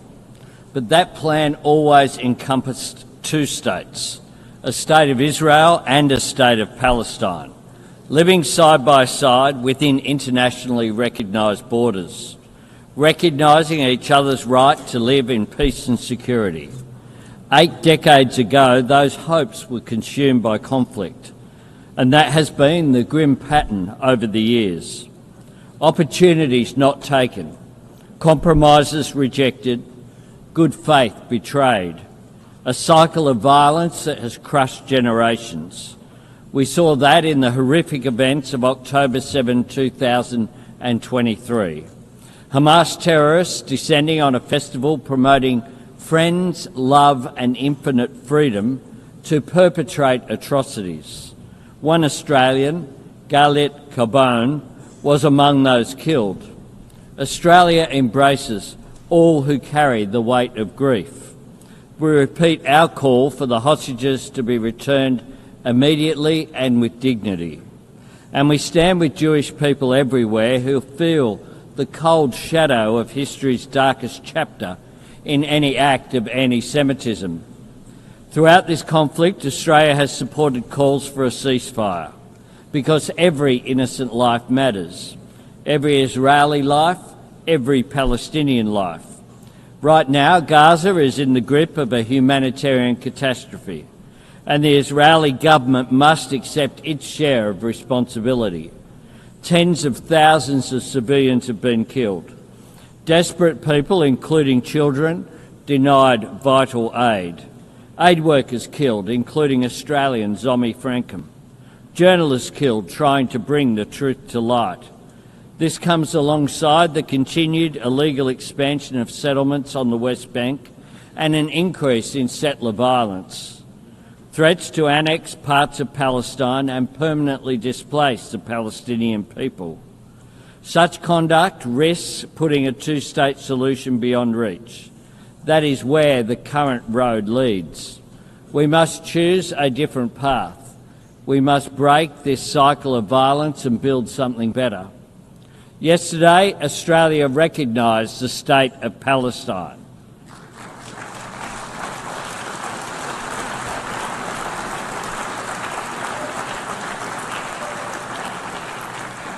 We have been clear. The terrorist organisation Hamas can have no role in Palestine's future.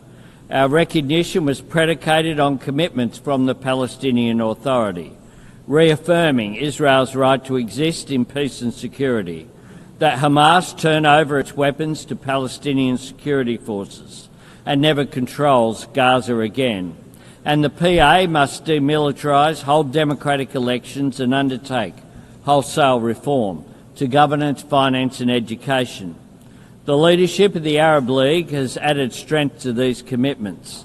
Their demand for Hamas to surrender its weapons and end its rule in Gaza has helped create this historic opportunity, a chance to deliver self-determination for Palestine in a way that permanently disarms Hamas and drives them from the region once and for all.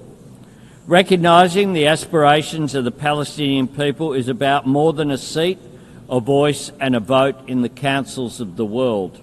It is about real hope for a place to call home.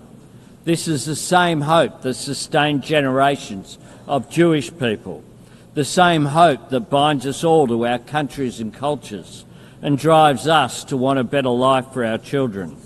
Working together, we can build a future where instead of children in Gaza dying in pain, living in fear or being taught to hate, they can go to school and build a life in larger freedom.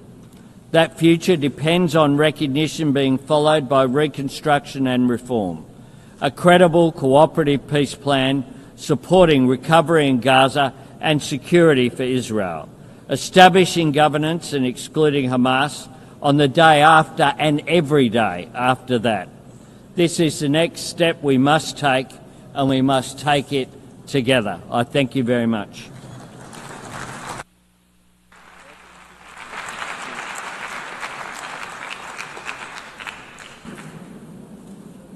أشكر دولته على مداخلته. I would like to thank His Excellency and give the floor to His Excellency, the Prime Minister of Egypt.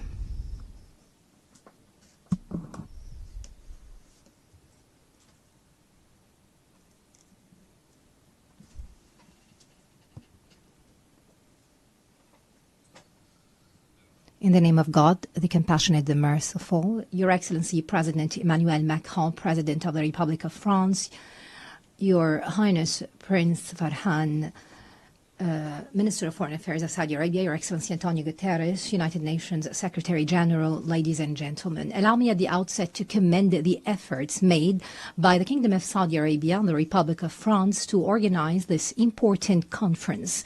This conference embodies our collective commitment to the two-state solution as the only way to achieve a just and comprehensive peace in the Middle East.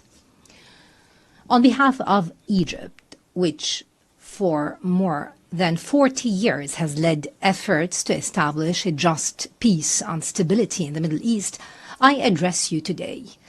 Today more than ever, we need to emphasize that there will be no stability in the Middle East without a just and comprehensive solution that meets the legitimate aspirations of the Palestinian people to establish their independent state on the lines of the 4th of June 1967 with East Jerusalem as its capital. To put it bluntly, the two-state solution is not just a political choice or a moral obligation. Instead, it's a security imperative. The only path to a secure, stable, and prosperous Middle East is to guarantee the Palestinian people's right to freedom, dignity, and independence. Security will not be achieved in Israel through military force or attempts to impose a fait accompli. Ignoring Palestinian rights will only bring about more escalation and instability. The lack of a political horizon will open the door to more violence and radicalism. This has been proven by the successive developments in our region, especially over the past 2 years. In this vein, I would like to stress Egypt's full condemnation of the ongoing Israeli aggression against the Palestinian territories and throughout the region. This includes the dangerous precedent of bombing the brotherly state of Qatar, which joins Egypt in the mediation effort to end the aggression on the Gaza Strip and restore stability. Ladies and gentlemen, the adoption of the New York Declaration by the General Assembly is a historic moment to renew the international community's commitment to fulfill the right of the Palestinian people to an independent state. Egypt hopes that this conference will see immediate, broad and unconditional recognition of the state of Palestine by the states that have not yet taken such a step.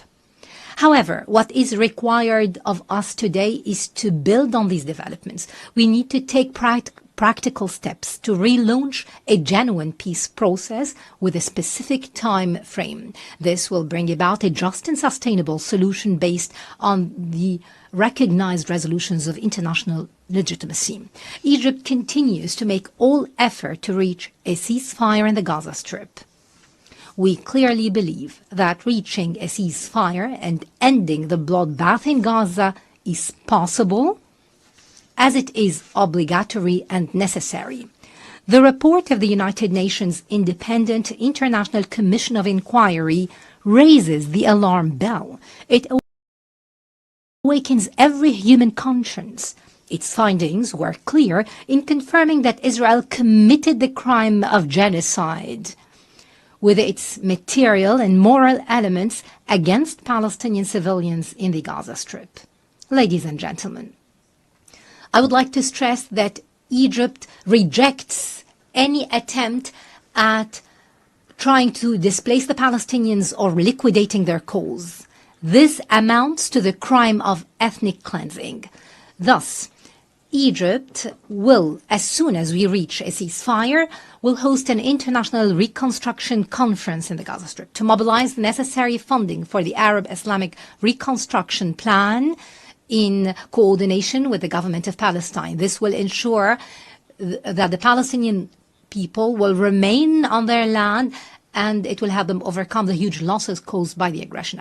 I call upon all our partners in the international community to contribute to this reconstruction effort and early recovery as part and parcel of any serious move to make the two-state solution a reality.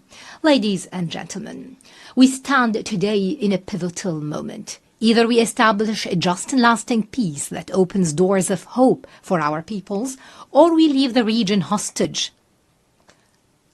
The sound was cut off.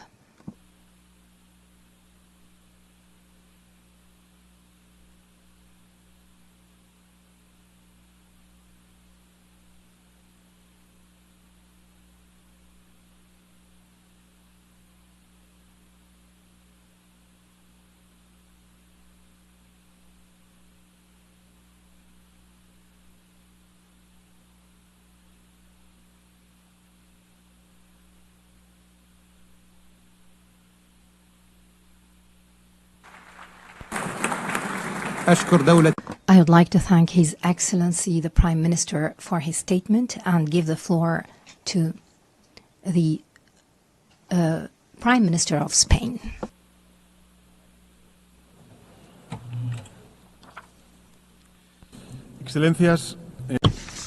Excellencies, whilst the recognition of a Palestinian state is urgent, it is all the more urgent that there exist a Palestinian people in the state that we're claiming to recognize, and regrettably the Palestinian people are being annihilated. For this reason, in the name of reason, in the name of international law, and in the name of human dignity, we have to stop this slaughter now. At this precise moment, bombs continue to fall indiscriminately on the civilian population in Gaza. Hunger is killing women, older persons, and children. Today, we take a crucial step forward in calling for a two-state solution at this conference. But let us be lucidly clear, there is no solution possible when the population of one of those two states is the victim of a genocide. We are all well aware that the only hope that civilians in Gaza have is that of knowing that the world does not forget them, and this conference nurtures that hope. It is an act of moral rebellion, an uprising against indifference and forgetfulness. Let us make this conference too a collective commitment to halting brutality and to paving the way for peace. Excellencies, this conference marks a monumental step forward, but it is not the end of the road. It only is and can only be the beginning. As such, I want to make two proposals. First, the State of Palestine must be a fully fledged member of the United Nations. As soon as possible, we must conclude the procedure to admit the State of Palestine to this organization on an equal footing with the rest of states herein. Secondly, we have to immediately adopt measures to halt the brutality and make peace possible. Spain, of course, will adopt a plan with measures to halt the genocide in Gaza. We will continue to take brave measures shoulder to shoulder with anyone who wishes to join us, because Gaza needs it. Excellencies, history will judge us, and its verdict will be brutal with those that perpetrated this slaughter and with those who remain silent or turned a blind eye.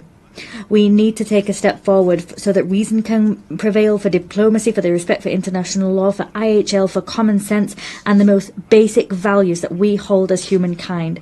Let us make the 22nd of September the day that we remember as the first major step forward.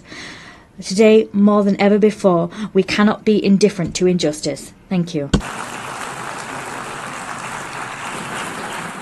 أشكر دولته على مداخلته والآن أعطي الكلمة.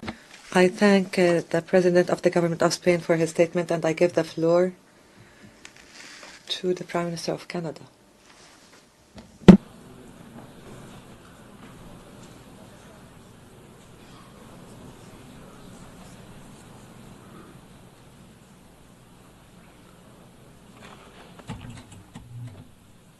Your Excellency, Monsieur le Président de la France, Prince Faisal bin Farhan Al Saud. Since 1947, it has been the policy of every Canadian government to support a two-state solution for lasting peace in the Middle East.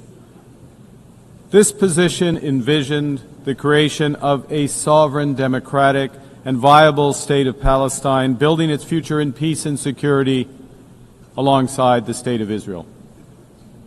Over many decades, Canada's commitment to this goal was premised on the expectation that this outcome would be eventually achieved as part of a negotiated settlement.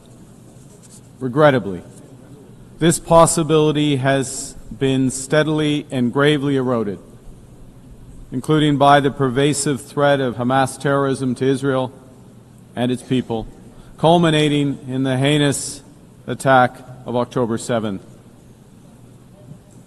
The accelerated building of settlements across the West Bank and East Jerusalem and the soaring settler violence against Palestinians. Actions such as the E1 settlement plan and the Israeli government's contribution to the humanitarian disaster in Gaza. Hamas sows terror among the Israeli people and has oppressed the people of Gaza. That has prompted us to take the position we have. Hamas must absolutely release all hostages, disarm fully, and never play any role in the future governance of Palestine. Stolen from the Palestinian people, chased them and cheated them from their life and liberty, and it can in no way dictate their future. But Excellencies, the current Israeli government is working methodically to prevent the prospect of a Palestinian state from ever being established. Il poursuit sans relâche l'expansion. And tirelessly continues settlement expansion in the West Bank. That is illegal under international law.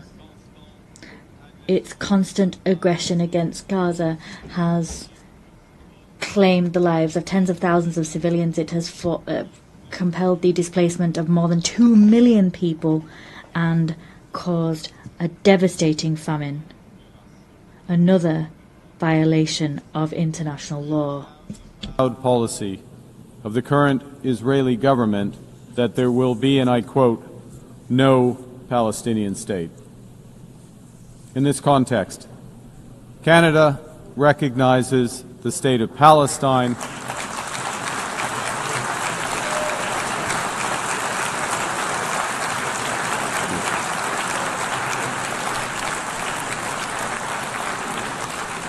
and we offer our full partnership in building the promise of a peaceful future for both the state of Palestine and the state of Israel. Excellencies, Canada is under no illusions that this recognition is a panacea. This recognition is, however, firmly aligned with the principles of self-determination and fundamental human rights in the UN Charter, and it is fundamentally consistent with the policy of the Canadian government for generations. We take this action as part of a coordinated effort led by France and Saudi Arabia, a coordinated effort to provide the possibility of peace and a two-state solution. Recognizing the state of Palestine, led by the Palestinian Authority, empowers those who seek peaceful coexistence and the end of Hamas. It doesn't legitimize terrorism. And in no way does it compromise Canada's steadfast support for the state of Israel, its people, and their security, because that security can only be ultimately guaranteed through the achievement of a comprehensive two-state solution. Canada will take the efforts it needs to make to support the Palestinian Authority in implementing its program. With our international... The microphone has been cut off.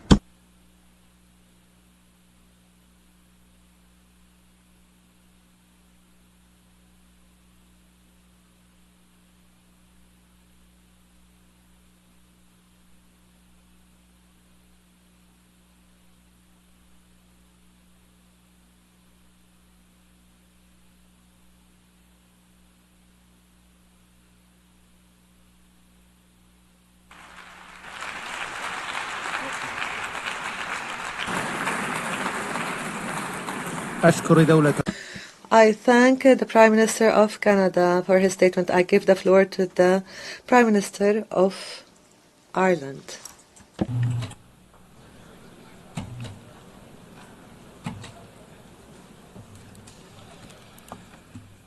Presidents, co-chairs, may I begin by thanking France and the Kingdom of Saudi Arabia for convening us today, and I commend them for their leadership on this most vital of issues. Those of us gathered here know that the only viable option to deliver a peaceful future for Israel and for Palestine is a two-state solution. At this most critical juncture, we must continue to put our full political weight behind it. The situation on the ground has rarely looked so bleak. A just and lasting peace seems further away than it ever has. But in our own peace process in Northern Ireland, to a conflict of 24 years' duration, we recognised that even in the darkest of days, we had a duty as leaders to keep the flame of hope alive and to keep talking. The immense suffering of the Palestinian population in Gaza over the past 2 years has been an affront to the world. It has horrified people around the world, nowhere more than in Ireland, where people have been moved to sorrow and to anger. What happened to Israel on the 7th of October was a horrific and brutal attack on an innocent civilian population, and Hamas must be held to account for its actions. It was an appalling act of crime, war crime. But it cannot justify what has happened since. More than 65,000 people killed in Gaza. Horrifically, more than 20,000 of them children. The use of food as a weapon of war, with scarcity becoming hunger, becoming famine. Hospitals attacked, homes and schools destroyed, thousands of years of culture wiped out. People shot as they desperately seek food for their families. Doctors, aid workers, journalists targeted and killed. We have reached a point where what has been credibly described as a genocide is being carried out in front of the eyes of the world. It would be easy to just despair, but we must not. Gaza must move us to action. And there are still humanitarian workers, medics, journalists determined to do their best for the people of Gaza and for Palestine. They are doing so with the most extraordinary courage and without regard to their own safety. To honour them and the Palestinian people, it is right that we as political leaders play our part too. And the only way to end the appalling cycle of violence is to forge a political path. And the only credible destination is a two-state solution, with Israel and Palestine living side by side in peace and security. And that is why Ireland last year, with Spain, Norway and Slovenia, recognised the state of Palestine.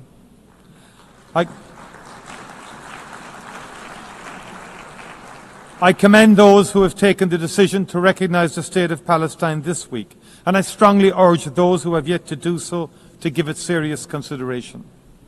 We know that there are people, including in the Israeli government, who are working daily to make that outcome impossible. In addition to the destruction of Gaza, settlements are expanding every day, and illegal settlers in the West Bank are increasingly emboldened and militant. If we do not move now to protect the two-state solution, if we do not work to build a process through which it can be achieved, there may never be another opportunity. That must not be our legacy to future generations. Ireland is ready to play its part, and I look forward to our continuing steadfast cooperation. Thank you very much indeed.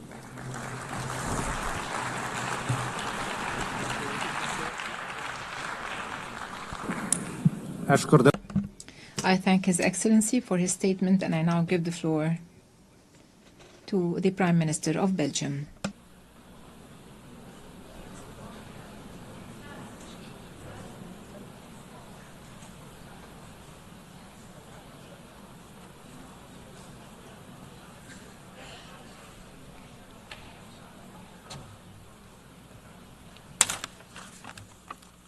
Dear Secretary General, dear Excellencies, ladies and gentlemen, Belgium has always defended the two-state solution and is today reaffirming once again this position by having joined the co-signatories of the New York Declaration.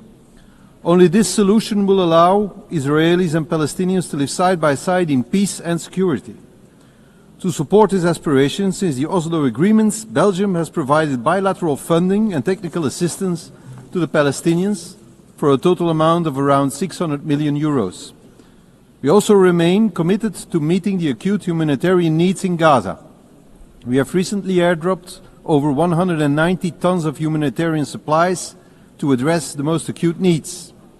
The Belgian government has recently decided to add another 12.5 million euros to our humanitarian budget for Gaza, in addition to what has already been disbursed. Full and free access to Gaza for providing massive humanitarian aid is an urgent need, as the famine has been officially recognized by the United Nations. Ladies and gentlemen, the resumption of settlement activities in the West Bank, particularly the E1 project, the military occupation aimed at the full occupation of Gaza, as well as the indescribable humanitarian crisis, all raise fears today that, in the absence of an international response confirming the need to keep the prospect of a Palestinian state alive, peaceful and sustainable coexistence in two states may no longer be possible. The recent declarations of a number of Israeli ministers, including the Prime Minister himself, that no state of Palestine will ever exist, is an additional reason for reaffirming the right and the need of the Palestinians having their own state. Therefore, Belgium is giving out a strong political and diplomatic signal to the world today by joining the group of countries that announces the recognition of the State of Palestine in the margin of this high-level week of the United Nations General Assembly.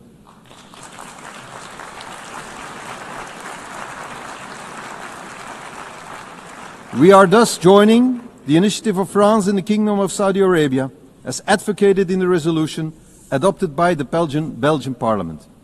Through this initiative, we continue to support international law, particularly the right to self-determination of peoples.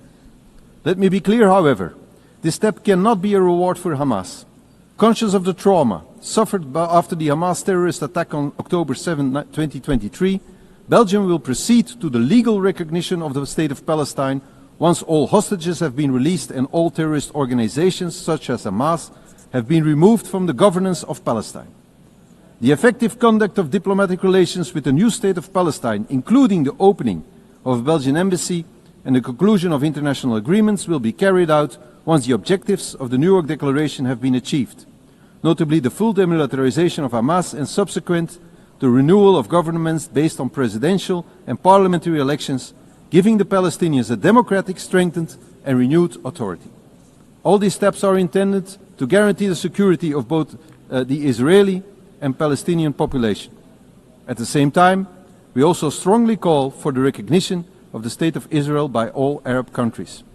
Let us be clear, the two-state solution is not dead. It is bruised, but it can be revived, and it must be for the sake of both peoples. I thank you.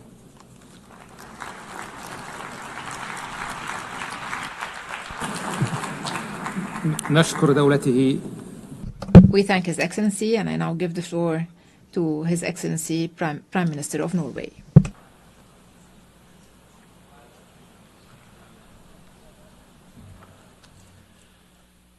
Excellencies, thank you, France and Saudi Arabia, for convening us together in New York today. I would also like to salute the President of the State of Palestine, Mahmoud Abbas. I find it an illustration of deep injustice that he was denied entry to be with us today. But his address was reasonable and dignified. Thank you, Mr. President. 32 years ago, the first Oslo Accords were signed, forever creating an association between my country, my capital, and a vision for peace in the Middle East. Ever since, we have worked for one end: peace, security, and dignity for the Palestinians and the Israelis, living side by side in two sovereign states, enjoying the rights and obligations that follow from the Charter of the United Nations.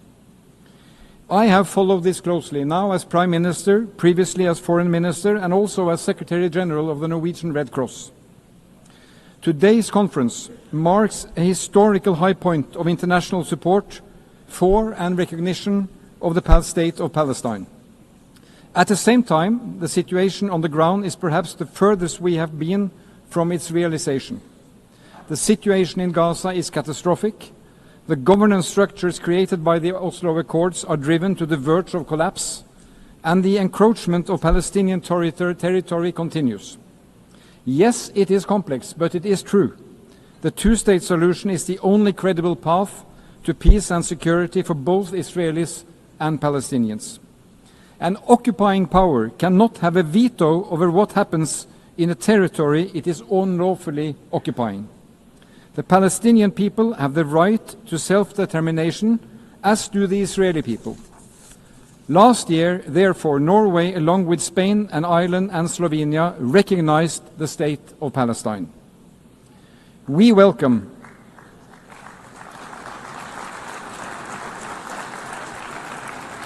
the recognitions announced this week and last year and today.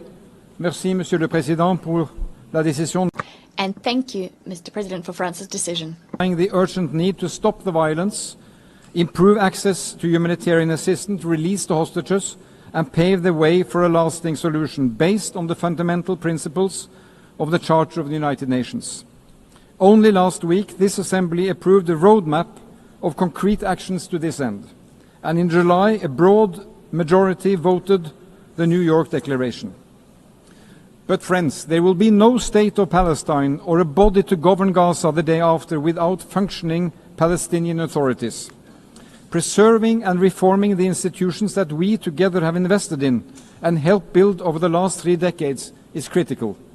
It is critical for the well-being of the Palestinian population and its desperate hour. And it is critical for peace and security also for Israel. The alternative is chaos or worse. It is the strongest rejection we can come up with of Hamas and terrorism to recognize a Palestinian state under the Charter of the United Nations. Norway will continue to support the Palestinian government, including through emergency funds we are mobilizing with other donors. And we continue to call on Israel to release the tax revenues owed to Palestine. These revenues are desperately needed to fund schools, hospitals, and the police. So, friends, this is a time to stand up and be counted.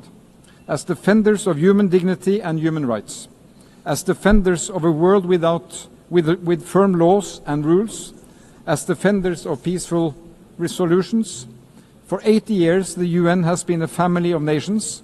The state of Palestine belongs to this family. Thank you.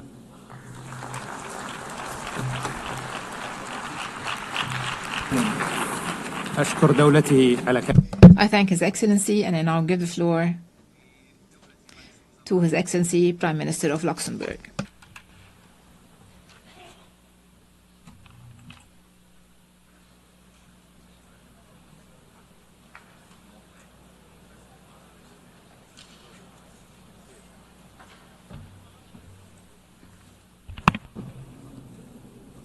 Monsieur le Président, Your Royal Highness, ladies and gentlemen, there are moments in history when the cause of peace demands both moral clarity and political courage. 8 years ago was such a moment. The founding of the United Nations was an act of courage, guided by a clear vision of a world based on universal values and principles of peace, freedom, and justice. Today, again, is such a moment in history. Luxembourg stands here today as a partner to all those who believe that diplomacy still matters, that it can make a difference. We want to remain true to their promise made 8 years ago. Luxembourg stands here today as a partner for peace. We remain convinced that a two-state solution remains the only viable way forward for a lasting peace. Our goal is a safe and secure state of Israel living side by side with a safe and secure state of Palestine. Rarely has the prospect of a two-state solution felt more distant than today, and yet never has the international will to achieve it been more unified. When doubts grow, we must face them with the certainty of hope. That is why I solemnly declare that as of today, Luxembourg formally recognizes the state of Palestine.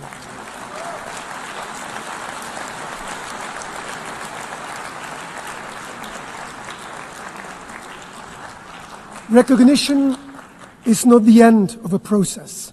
It is the beginning of a renewed commitment to hope, a commitment to diplomacy, to dialogue, to coexistence, and a two-state solution, to the idea, fragile but still possible, that peace can prevail. We take this step fully aware of its great symbolic weight. It is our contribution to a political process, one that we hope will revive the prospect of a negotiated two-state solution, grounded in the legitimate aspirations of both Palestinians and Israelis. It is fully aligned with the principles that have guided Luxembourg's foreign policy since 1945. Respect for international law, the promotion of a rules-based order, and the values enshrined in the UN Charter.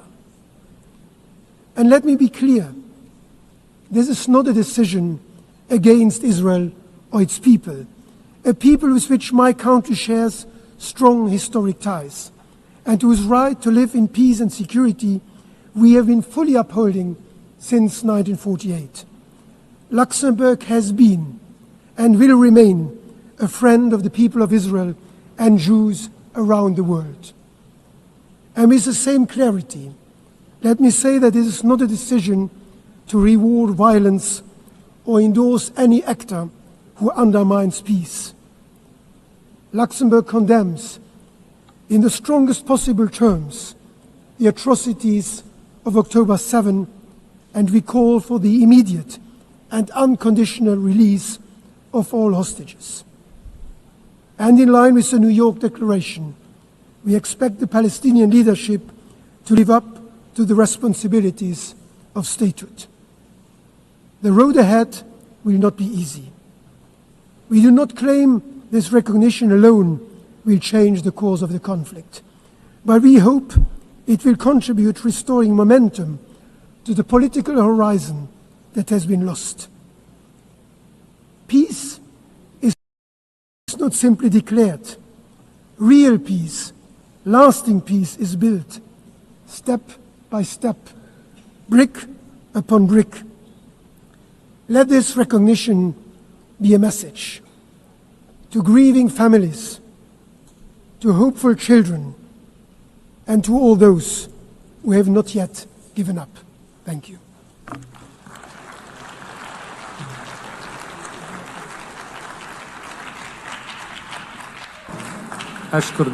I thank His Excellency the Prime Minister and give the floor to the Prime Minister of Malta.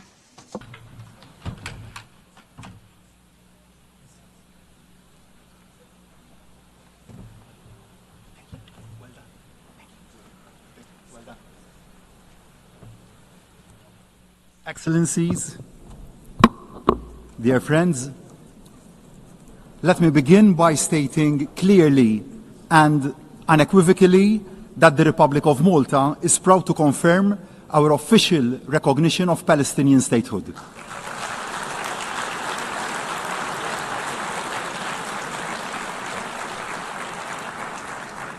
We do so as a demonstration of our concrete commitment to a genuine and peaceful two-state solution, as the only solution that will secure the future of both peoples. Malta is equally unequivocal in its support for the right of Israel to exist alongside a democratic Palestinian state. In making this commitment, I am acutely aware of how events have unfolded since the appalling Hamas attacks of October the 7th. They were the despicable work of a terrorist organization which must have no place in the emerging Palestinian state. Since then, Malta has been unwavering in calling for the unconditional release of all the remaining hostages. No ifs, no buts. The hostages must come home now. Malta adds once again its voice to those demanding an immediate and permanent ceasefire. The fighting must stop now. I am also aware of the opinion that recognizing the state of Palestine somehow amounts to a victory for Hamas. A two-state solution, however, is the worst possible outcome for Hamas. It is not what they want to see. They want to see Israel wiped off the map. Malta and our allies want to see Hamas wiped out. We must never forget that Hamas openly and violently opposed all the previous efforts at peace. If Palestinians can see a peaceful and realistic road to nationhood and self-determination, it fatally undermines the siren cries of Hamas. It offers the only hope that there is an alternative to conflict. I ask, what is the other alternative? What is the future that the hotheads on both sides envisage? A conflict without end? Israel under constant attack? A region mired in instability? That is an outcome nobody should want. Instead, with the right to recognition come huge responsibilities for the Palestinian leadership. There must be absolute adherence from the outset to non-violence, and mutual recognition. Hamas must have no role in any shape or form in the future government of Palestine. Malta supports the Palestinians' authority, one state, one government, one law, one gun approach, and the need for urgent, free, and fair elections. Equally, there are urgent responsibilities for the Israeli government. The attacks on civilians and infrastructure must stop immediately. The illegal settler encroachment and accompanying violence in the West Bank must also stop immediately. And unhindered aid under genuine international auspices must be allowed to flow immediately. Starvation is being suffered in Gaza, and the deaths of hungry civilians trying to access the pitiful trickle of food aid being allowed in cannot be allowed to go on. I am not ashamed to admit that I cried after recently visiting the young children we brought over to Malta from Gaza to give them the best medical care our island has to offer and the required prosthesis.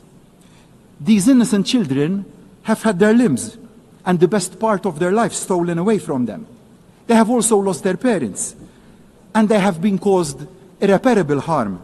But we will not allow their hope for a better future to be stolen away from them. And we will protect them. Ibrahim, I promised you that, and we will stick to our word. What is happening is morally and legally very wrong, and we have a duty on all of us to act. We know that the path to a functioning, free, and fair two-state solution is a long and also hard one. We know the dangers that lie along that path, but we also know the greater dangers that arise from saying nothing can be done, that the dream has died. We cannot and we will not remain silent or complacent. The depth of the current tragedy must be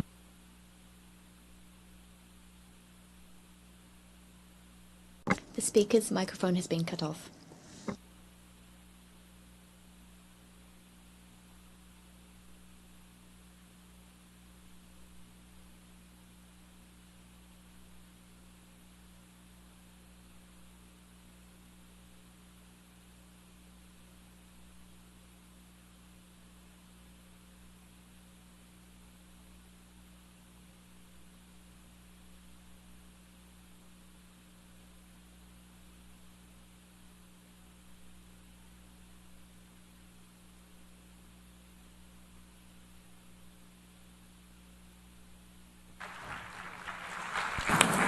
أشكر دولته. I thank His Excellency for the statement, and I give the floor to the representative of the EU.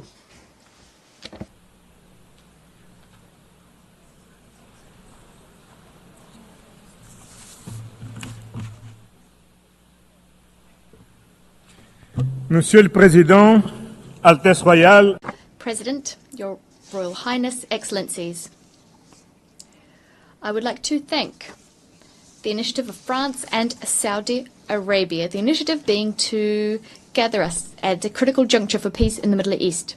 The region has known far too many wars, far too much violence and terrorism, too many deaths.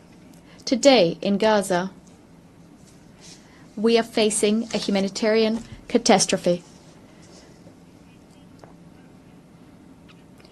We see families broken, famine used as a weapon of war. This disaster must end. The European Union once again calls for an immediate ceasefire, unfettered humanitarian access, and an end to insecurity. We want the immediate and unconditional release of all hostages. We condemn the military offensive underway in Gaza. We also firmly condemn the violent escalation in the West Bank. We call on Israel to put an end to the aforementioned operations, to stop the illegal settlements. Excellencies, today, thanks to the impetus provided by this conference, the State of Palestine has been recognized by the majority of EU member states. Nonetheless, we must be clear-eyed about the day after. There is no room for Hamas, for terrorism. There is no room for illegal settlements. There's no room for deaths of innocent civilians. Nowhere. Neither in Gaza, nor in the West Bank, nor in East Jerusalem, nor in Israel. There's only one way forward, and that's the two-state solution. The State of Israel, secure and recognized by all members of this General Assembly, and the State of Palestine, democratic, independent, viable. Two states living side by side in peace. The time for peace has come, and we're duty-bound to live up to the times we face. I thank you.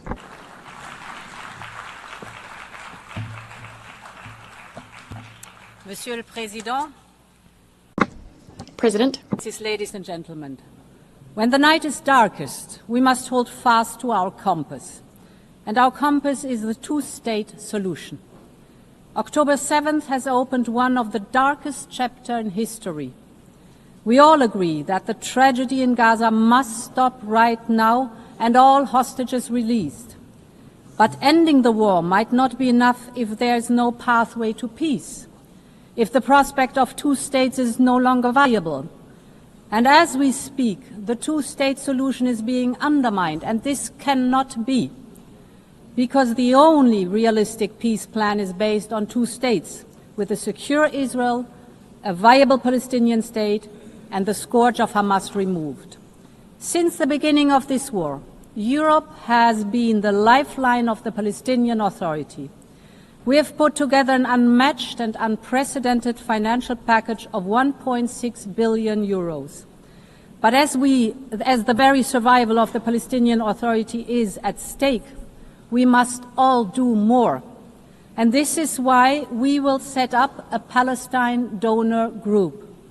Any future Palestinian state must be viable, also from the economic point of view. And this can be achieved also with the support of the Palestinians' neighbors. We Europeans will set up a dedicated instrument for Gaza's reconstruction in coordination with other donors' efforts. Gaza must be rebuilt, the Palestinian economy must be relaunched, and I invite all of you to join in the effort to make this happen.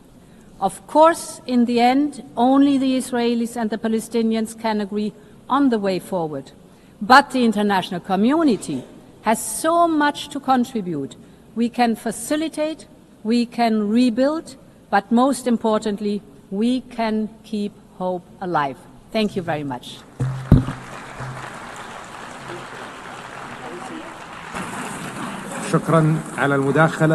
I thank you for your statements. Given the limited remaining time, we ask the Excellencies to limit their statements to 2 minutes, after which the microphones will be cut off. I give the floor now to the Minister of Foreign Affairs of Italy.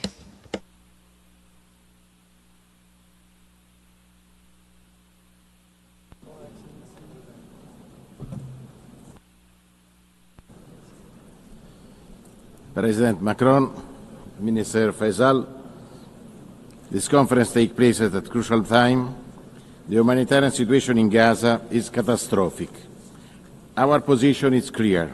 Italy is against the occupation of Gaza Strip and against any idea of displacement of its population. Italy condemns also the recent attack against Doha, but we encourage Doha to continue in the crucial effort to mediate together with Egypt and the United States to reach a ceasefire. We deplore the decision of the Israel government to expand settlements in the West Bank. We also condemn in the strongest terms, the recent terrorist attacks carried by Hamas against the Israeli civilian population in Jerusalem. We are fully convinced that a path to peace is still possible. Like Pope Leo said, we cannot abandon the hope for peace. Italy strongly supports the dream of the Palestinian people to have a state. We will continue to support the Palestinian Authority in its reform. We will work hard for two-state solutions with the peaceful coexistence of the Palestinians and Israelis. It is the only solution to ensure a future of peace and prosperity in the Middle East. For this goal, it is crucial to reach the ceasefire, the liberation of the hostages, and the resumption of full humanitarian access. From the beginning of the conflict, Italy provided thousands of tons of aid to the Palestinian population. We also organized medical evacuation to cure in Italy hundreds of Palestinian children. We know this is not enough. We must interrupt the cycle of violence. The message from New York is clear. Israel, stop bombing. Hamas, freedom immediately for the hostages. We must focus on the day after. It should meet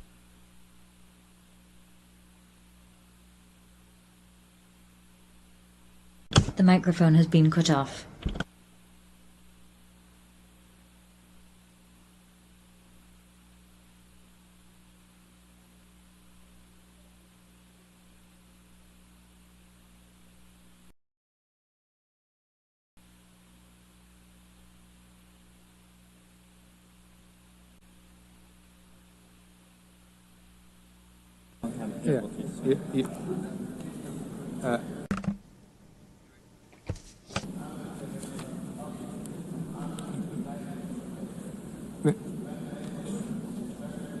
Minister.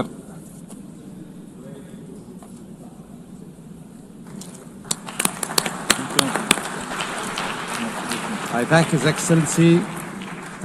وأعطي الكلمة الآن إلى معالي وزير. I now give the floor to His Excellency Foreign Minister of Algeria.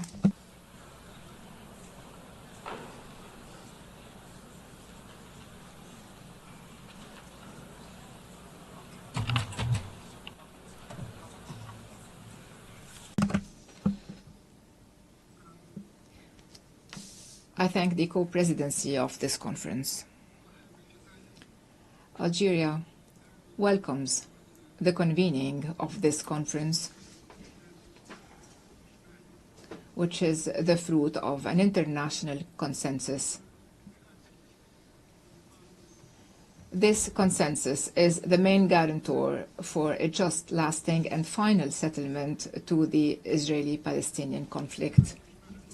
This international consensus is a strong barrier against Israeli expansionist policies under the guise of the Greater Israel myth.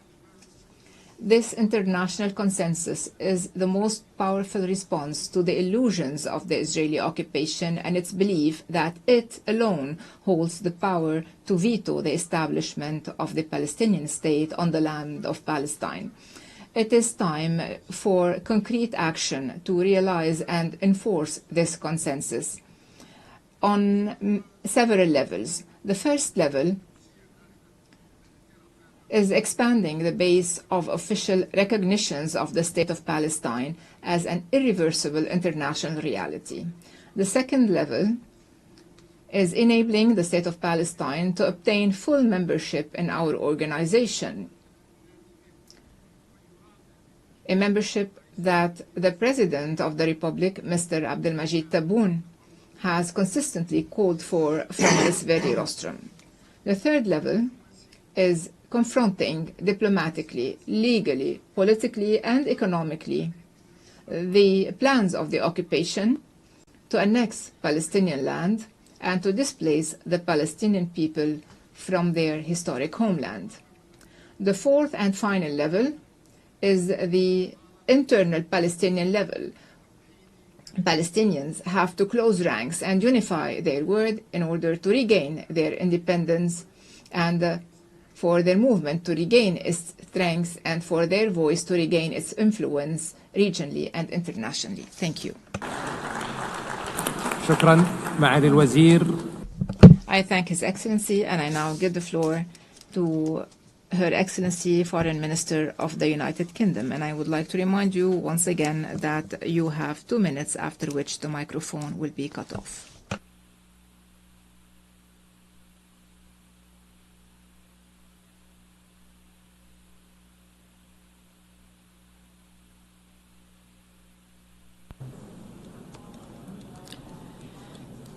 Thank you, Chair. Thank you, Your Excellencies, President Macron and Prince Faisal. I stand before you today beneath the emblem of the United Nations to confirm the historic decision of the British government to recognise the State of Palestine.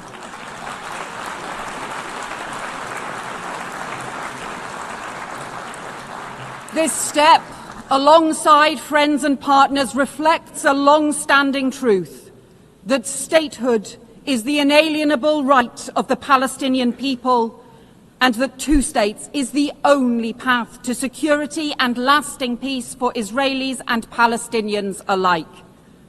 But it also reflects a grave reality. The two-state solution that for decades has commanded global support is in profound peril.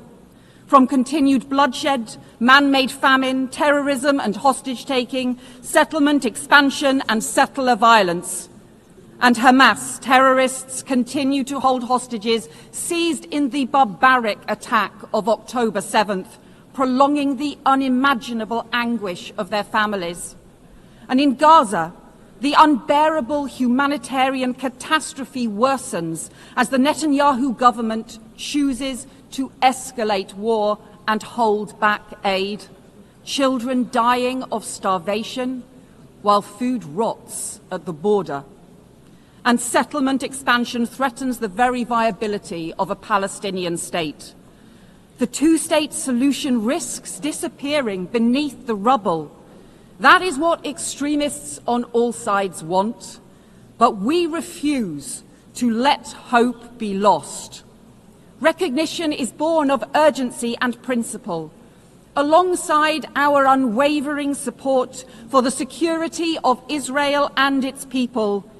This pathway is the opposite of Hamas's hateful vision, and this process around recognition has helped cement the rejection of Hamas across the Arab world, alongside new reforms to the Palestinian Authority, because there can be no role for Hamas in the future governance of Palestine. But recognition must be a spur, not a substitute for urgent action. A ceasefire now, the release of all hostages, the restoration of aid and a lasting framework for peace. Recognition is about the future, but it is rooted in our past.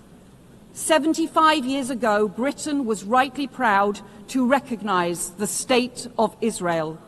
But the promise of upholding Palestinian rights has gone unfulfilled. For decades, my country supported a two-state solution, but only recognised one state. That changes now, as we join more than 150 member states in recognising the State of Palestine and protecting the pathway to peace. Thank you.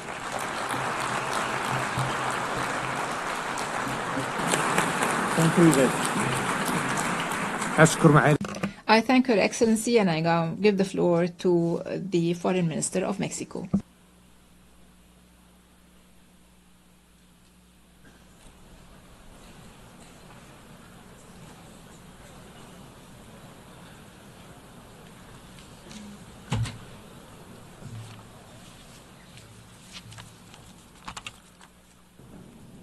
Señor Presidente.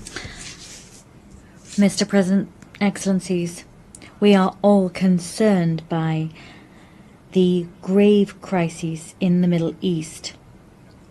It requires urgent actions, and it's on all of our minds. Since our meeting in last July, we have seen confirmation of a famine in Gaza, and the Independent International Commission of Inquiry on the occupied Palestinian territory has concluded that genocide has been committed in the Gaza Strip. There is an urgent need for collective actions which put an end to this heart-rending war.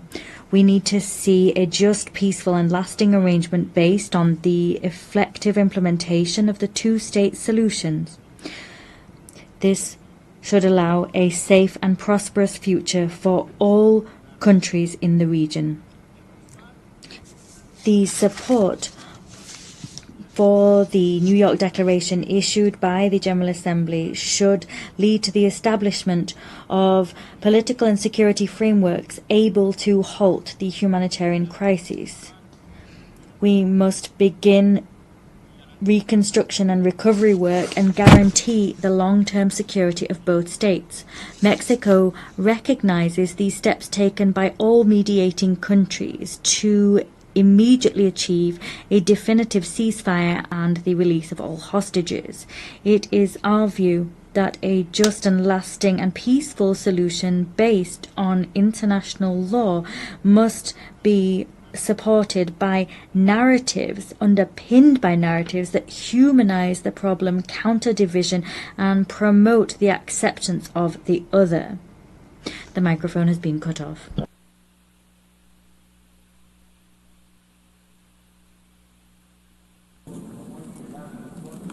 Your Excellency,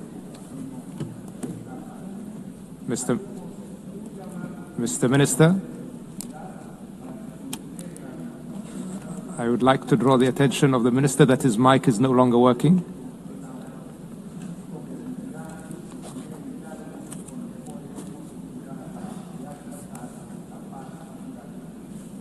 Gracias. Thank you, Your Excellency. والآن أعطي الكلمة. And I give the floor to His Excellency, the Foreign Minister of Japan.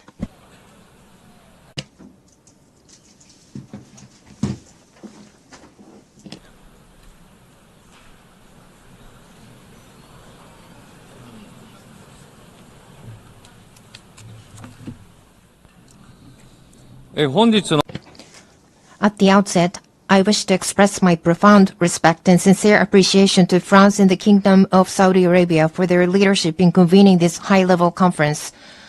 Together with Norway, we have had the honor of serving as co-chair of the working group on the economic viability of Palestine, engaging in sincere and constructive discussions with UN member states and international organizations.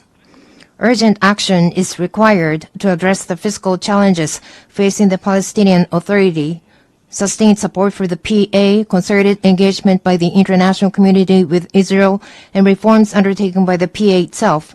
Japan continues to make tangible contributions, including recent financial assistance through the World Bank. Yet today, the situation has reached an extremely grave and alarming juncture that threatens to erode the very foundation of a two-state solution. The sharp deterioration of the humanitarian crisis in Gaza, the expansion of settlement activities in the West Bank, and steps toward annexations are completely unacceptable. Japan strongly condemns these actions and calls on Israel to immediately cease all such unilateral measures. At the same time, Hamas must release all hostages and disarm. Japan has consistently supported a two-state solution. For my country, the issue of recognizing a Palestinian state is not a matter of if, but of when. While carefully monitoring developments in the region, Japan will continue its comprehensive deliberations with even greater seriousness. Above all, what matters most is that Palestine can exist in a sustainable manner, living side by side in peace with Israel. Japan will continue to play a realistic and proactive role in advancing toward the goal of a two-state solution, even by a single step. Should Israel take further actions that block the path to the realization of a two-state solution, Japan will be compelled to introduce new measures in response. Japan fully supports the aspirations of the Palestinian people to establish their own independent state.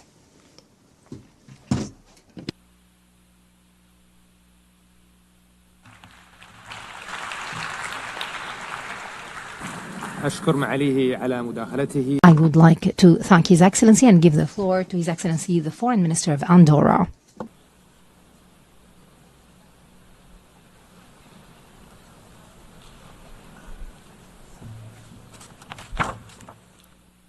Messieurs les Présidents, Excellences. Presidents, Excellencies, ladies and gentlemen, the situation in Gaza has become unbearable. Civilian victims, mostly women and children, run into the tens of thousands. Humanitarian access has been seriously hindered. Hunger is a weapon of war. Forced displacement has taken on outsized proportions. Faced with this human tragedy, we reiterate our call for an immediate ceasefire and the need to ensure a lasting end is put on this terrible conflict. The only credible path out of this conflict, ladies and gentlemen, is the two-state solution. The 12th September vote did not leave a shadow of a doubt. This assembly, by an overwhelming majority, believes that the Palestinian people should live in peace and security within their own state, side by side with the State of Israel. With this widely shared assessment in mind, the government of Andorra approved the recognition of Palestine. We will continue to forcefully call for the release of all hostages, for the disarmament of Hamas, the perpetrators of the atrocious 7th of October 2023 attacks, and for the advent of a Palestinian state that's been demilitarized and that exists under the reformed authority of a government that excludes Hamas. When the conditions are in place and if we can guarantee the full regional integration of Israel, this recognition will take its effect. With this recognition of Palestine, our country, which is proud of its over 7 centuries of uninterrupted peace and remains committed to neutrality, multilateralism. The speaker's microphone has been cut off.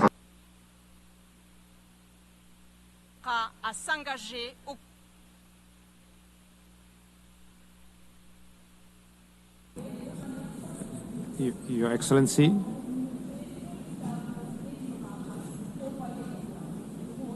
Okay, bravo.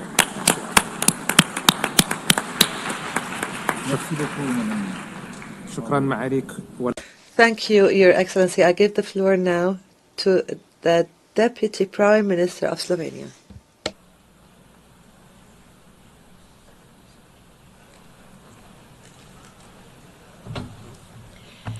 Your Excellencies, I would like to thank France and Saudi Arabia. A mutually agreed and sustainable two-state solution is the only viable path forward for peace in the Middle East. This cannot exist without a legitimate and capable Palestinian Authority, which requires reforms but also international support. We cannot allow the region to revert to an ineffective state that leaves a vacuum. It is for these reasons I signed a memorandum of understanding with Palestine last month. The horrifying images of starving children in Gaza are the outcome of deliberate choices. This is a man-made catastrophe. Gaza is enduring what international law defines as genocide. This demands clarity of words and urgency of action. When brute force replaces law, it will not bring security. It will bring instability and radicalization for generations. We insist that law must apply equally to the powerful as to the weak. Slovenia has acted We recognize Palestine together with Ireland, Norway and Spain. We call for a permanent ceasefire, the release of all hostages and the protection of all civilians. We insist that humanitarian aid must flow into Gaza. We are at a turning point. We welcome the most recent recognitions and insist others must follow suit. History will not be kind to hesitation. It will not remember speeches that avoided difficult truths. It will unapologetically remember those who stood silent when genocide unfolded. Let this conference be remembered not as another echo chamber, but as the place where the international community finally moved from words to consequences. And the speaker's microphone has been cut off. I thank Her Excellency and I give the floor to the Foreign Minister of Germany.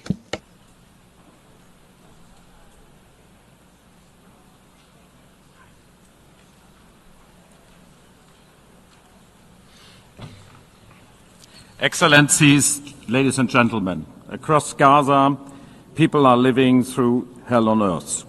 Tens of thousands of people have died. Hundreds of thousands are starving.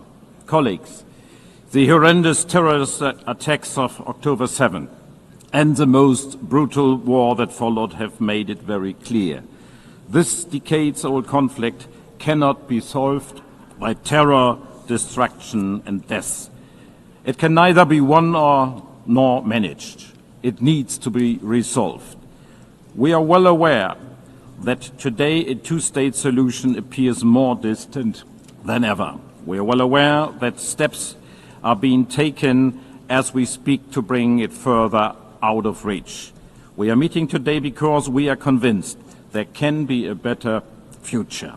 An independent, democratic and viable Palestinian state existing side by side and in peace and in security with Israel. A negotiated two-state solution in accordance with international law, one to which no convincing alternative has been presented so far. Colleagues, to bring that future closer, Germany is guided by three principles. First, we do not and will not recognize any changes to the 1967 borders unless agreed upon both parties. Second, we consider Israeli settlements in the occupied territories unlawful and a serious obstacle to peace. And third, we respect the IGC's advisory opinion of 19th July 2024 and act in line with its stipulations. My country will always be deeply committed to Israel's existence, which is still being questioned by some.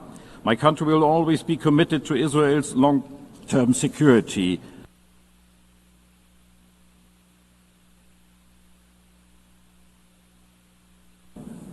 Microphone has been cut off. Herr Minister. Herr Minister.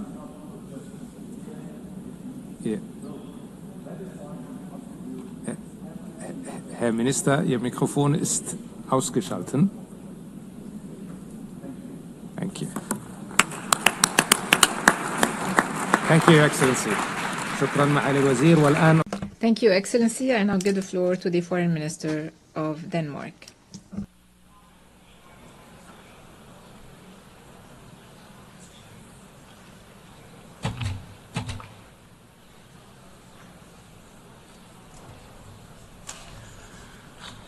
Thank you, President Macron and Prince Faisal bin Farhan, for your unwavering effort to push for momentum towards the two-state solution. Denmark has endorsed the New York Declaration and remained deeply committed to build on that momentum. Almost 2 years has passed since Hamas' appalling terrorist attack, and ever since Denmark has repeatedly condemned the attack, and we continue to insist on the immediate and safe release of every hostage. In the meanwhile, the war in Gaza has created a humanitarian catastrophe of unbearable scale, and Israel is expanding its military offensive. This needs to stop now. Israel needs to change course now. As an elected member of the Security Council, Denmark actively pushes for solutions, urging for an immediate ceasefire, release of hostages, unhindered humanitarian access. Today, the two-state solution is challenged by the war in Gaza, by Israel's direct opposition, expanding of illegal settlements, and threats to annex Gaza and the West Bank. This is why I say today, the keys to recognition of the Palestinian state should no longer lie in the hands of the Israeli government. The Palestinians themselves must be able to fulfill the conditions for the creation of a viable Palestinian state. The key must be in their hands. The Palestinians must become masters of their own destiny. Therefore, Denmark stands ready to recognize Palestine as a state when certain conditions are met. The Israeli hostages are released, when Hamas are disarmed and no longer plays a role in Gaza, when there has been further progress on the PA's reform agenda, and when it is certain, and when there is certainty that a future Palestinian state will be demilitarized. In that spirit, we welcome the strong commitment by President Abbas regarding democratic reform and condemnation of Hamas, confirming that they can have no role in Gaza. Denmark has been at the forefront pushing for The microphone has been cut off.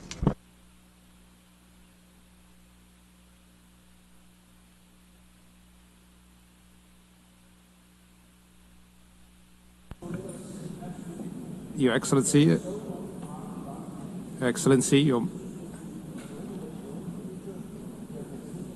Your Excellency.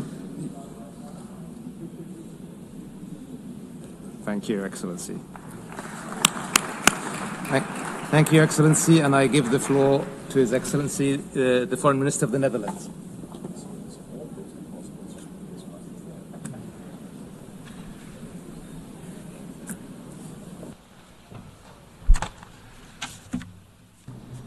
Your Excellencies, today we unite as international community to voice our support for the two-state solution. Allow me to thank France and the Kingdom of Saudi Arabia for providing this opportunity.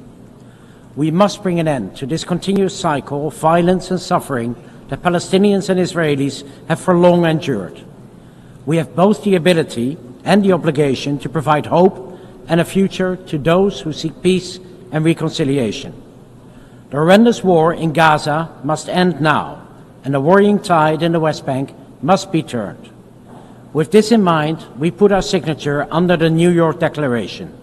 And with this in mind, we have taken and will take steps to preserve the two-state solution and alleviate the immense suffering of the people of Gaza. A full course correction is needed, and the steps the Netherlands takes at the national and European level should force Israel to change its course. A legitimate and democratic Palestinian Authority with full control of the Palestinian territories is critical for achieving a viable Palestinian state. Hamas can have no role in future governance, must release all hostages and lay down its arms, and any future solution must guarantee the security of Israel, as we remain fully aware of the intention of Hamas and its likes. The Netherlands will recognize the Palestinian state at a later stage as part of a political process that should commence now. In the meanwhile, we actively contribute, for example, through hosting the Global Alliance or through the Ad Hoc Liaison Committee, and all of the areas identified in the annex of the New York Declaration currently count on Dutch support. We must continue to build on the outcomes of this conference and maintain momentum. An independent Palestinian state alongside a secure Israel. The speaker's microphone has been cut off. Thank you, Your Excellency. I now give the floor to His Excellency, Minister of State of Qatar.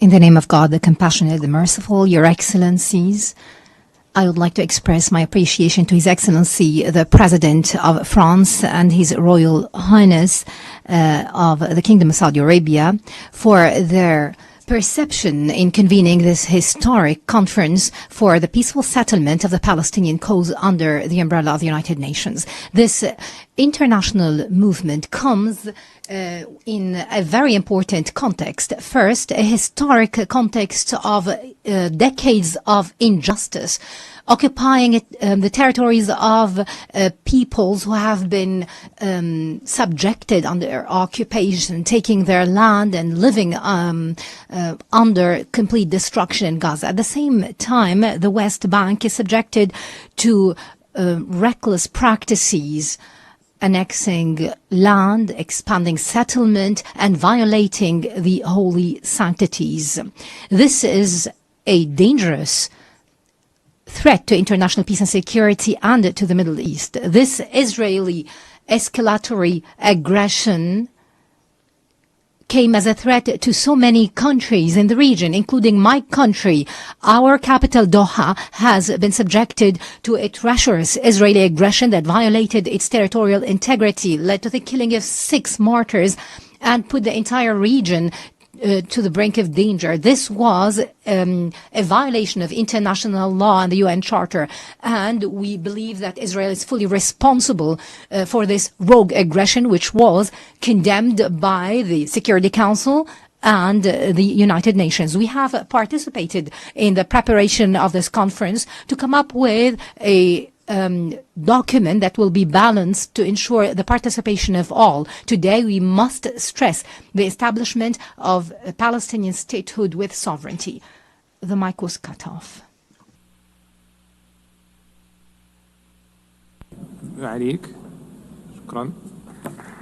Thank you, Your Excellency. I would like to thank you, Your Excellency, and give the floor to His Excellency, the Minister of State in the UAE.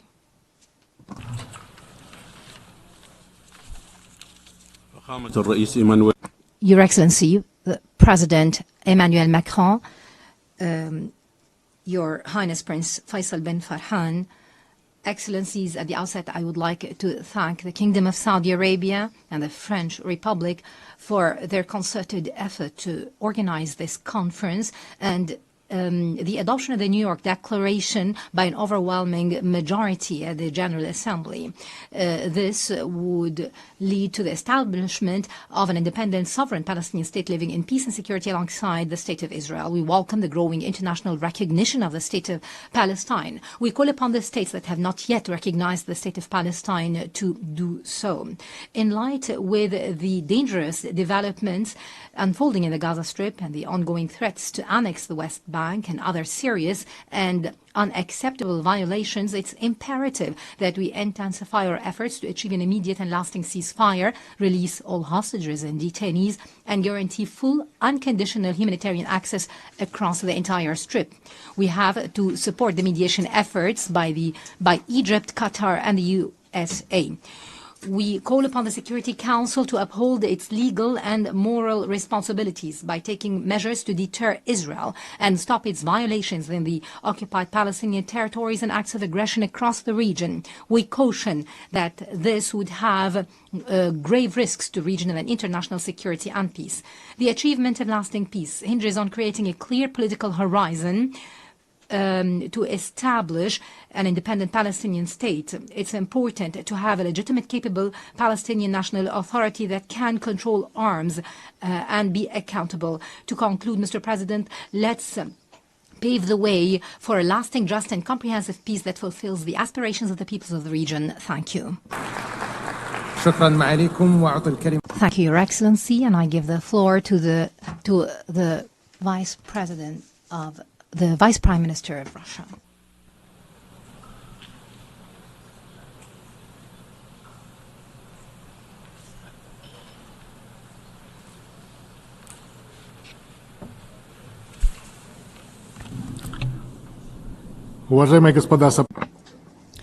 Distinguished co-chairs, ladies and gentlemen, what's happening in the Middle East has exceeded all thinkable and unthinkable limits over the last 3 years.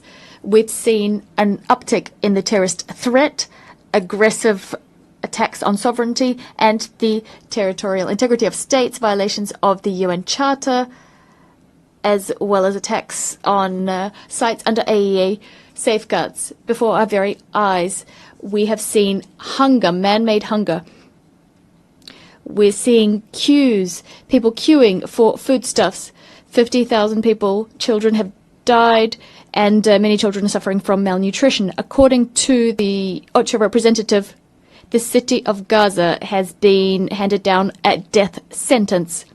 The Israeli leadership has announced it will be annexing a large portion of the West Bank, building up E1, that sector, and thus doing a blow to the establishment of a continuous state of Palestine with East Jerusalem as its capital. Palestinians are being subjected to unspeakable suffering, as well as having their hopes for a better future taken away from them. And this at a time when we commemorate the 80th anniversary of the end of World War II and the establishment of the UN. Many states promised the recognition of Palestine some time ago, and today they made good on that promise. They did this 80 years after the adoption of a key decision, Resolution 181 of the UNGA, with the partition plan of former Mandate Palestine into two states. I'd like to remind you that Russia, much like the overwhelming majority of the world's states, 149 states, long ago recognized the legitimate rights of Palestinians to return to their own state. And we did this without waiting for this current human tragedy. The speaker's microphone has been cut off.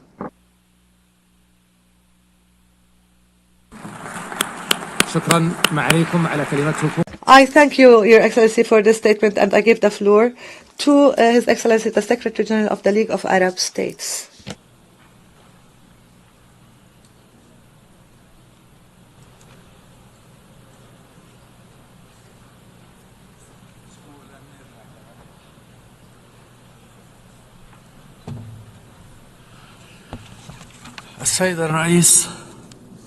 Your Excellency, we face an extraordinary moment by all standards and means, while the Israeli occupation is seeking now to bury the project of the Palestinian state on the streets of Gaza. We see the representatives of the overwhelming majority of the countries of the world and at highest levels to save this project. We are here today not to save the Palestinian state only, but to also save some of our common humanity. I would like to remind everyone that the state of Israel was established through a UN resolution, and the recognition the states recognizing Israel had the biggest impact on the fact that it was established and given legitimacy. The UN resolutions stipulated the establishment of Palestinian state to be established alongside Israel, but this state did not see the light of day for several reasons. We have a duty, this important duty, to make this conference a major milestone on a path that is important and a road that is irreversible towards implementing the two-state solution, and for the states to recognize the Palestinian state today. They should also have the duty of protecting Palestinians against systematic killing and the Palestinians against punitive measures that undermine future opportunities and bring us backwards. Thank you, Mr. President. I thank you, Your Excellency, for this statement. This would be our last speaker for this afternoon. The fifth plenary meeting is hereby resumed. I now invite my fellow co-chair to make his statements. I wish to thank you, heads of state and government, ministers of foreign affairs and official representatives, for having participated in this historic conference on the margins of the UN General Assembly. The conference has allowed us to take note of the significant progress that has been made since the conference last July, and we must not and we will not stop here. This collective effort is vital and must continue in the next few weeks if we are to rise to the major challenge of transforming a hopeless ongoing war into a reality of peace and security, which stands the test of time. Time is marching on, given the extremely grave nature of the situation and the collective suffering of civilians. The dynamic we've ushered in today must be followed by rigorous work on Palestine's tomorrow. The Palestinian Authority must be reformed. There must be the laying down of arms, Hamas excluded from government, and other things. This will, if we move forward in this way, there will be able to be a sovereign, independent Palestine state alongside Israel, guaranteeing everyone's security. As we chart this course, our only adversaries are extremism and hatred. Let us give them no ground whatsoever.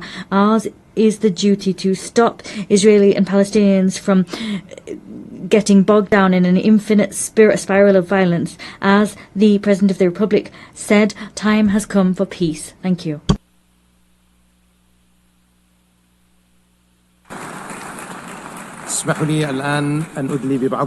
Allow me to make some concluding remarks. The Kingdom of Saudi Arabia expresses its appreciation to all countries that have announced their recognition of the State of Palestine and its deep appreciation of President Mahmoud Abbas for his unwavering commitment to peace.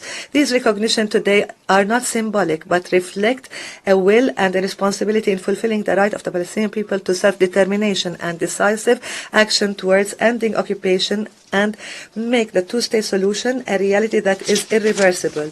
Based on what we have witnessed today and this growing consensus, international consensus, we will continue to work with all our partners in order to end the Israeli aggression and ensure accountability, achieve sustainable peace and prosperity for Palestinians and all countries in the region. We also thank our partners, the Republic of France, for their constructive efforts and genuine efforts to support the peace and the path of peace. I therefore conclude and we come to the end of the conference for the peaceful settlement of the Palestinian question and the implementation of the two-state solution. The meeting is adjourned. Congratulations.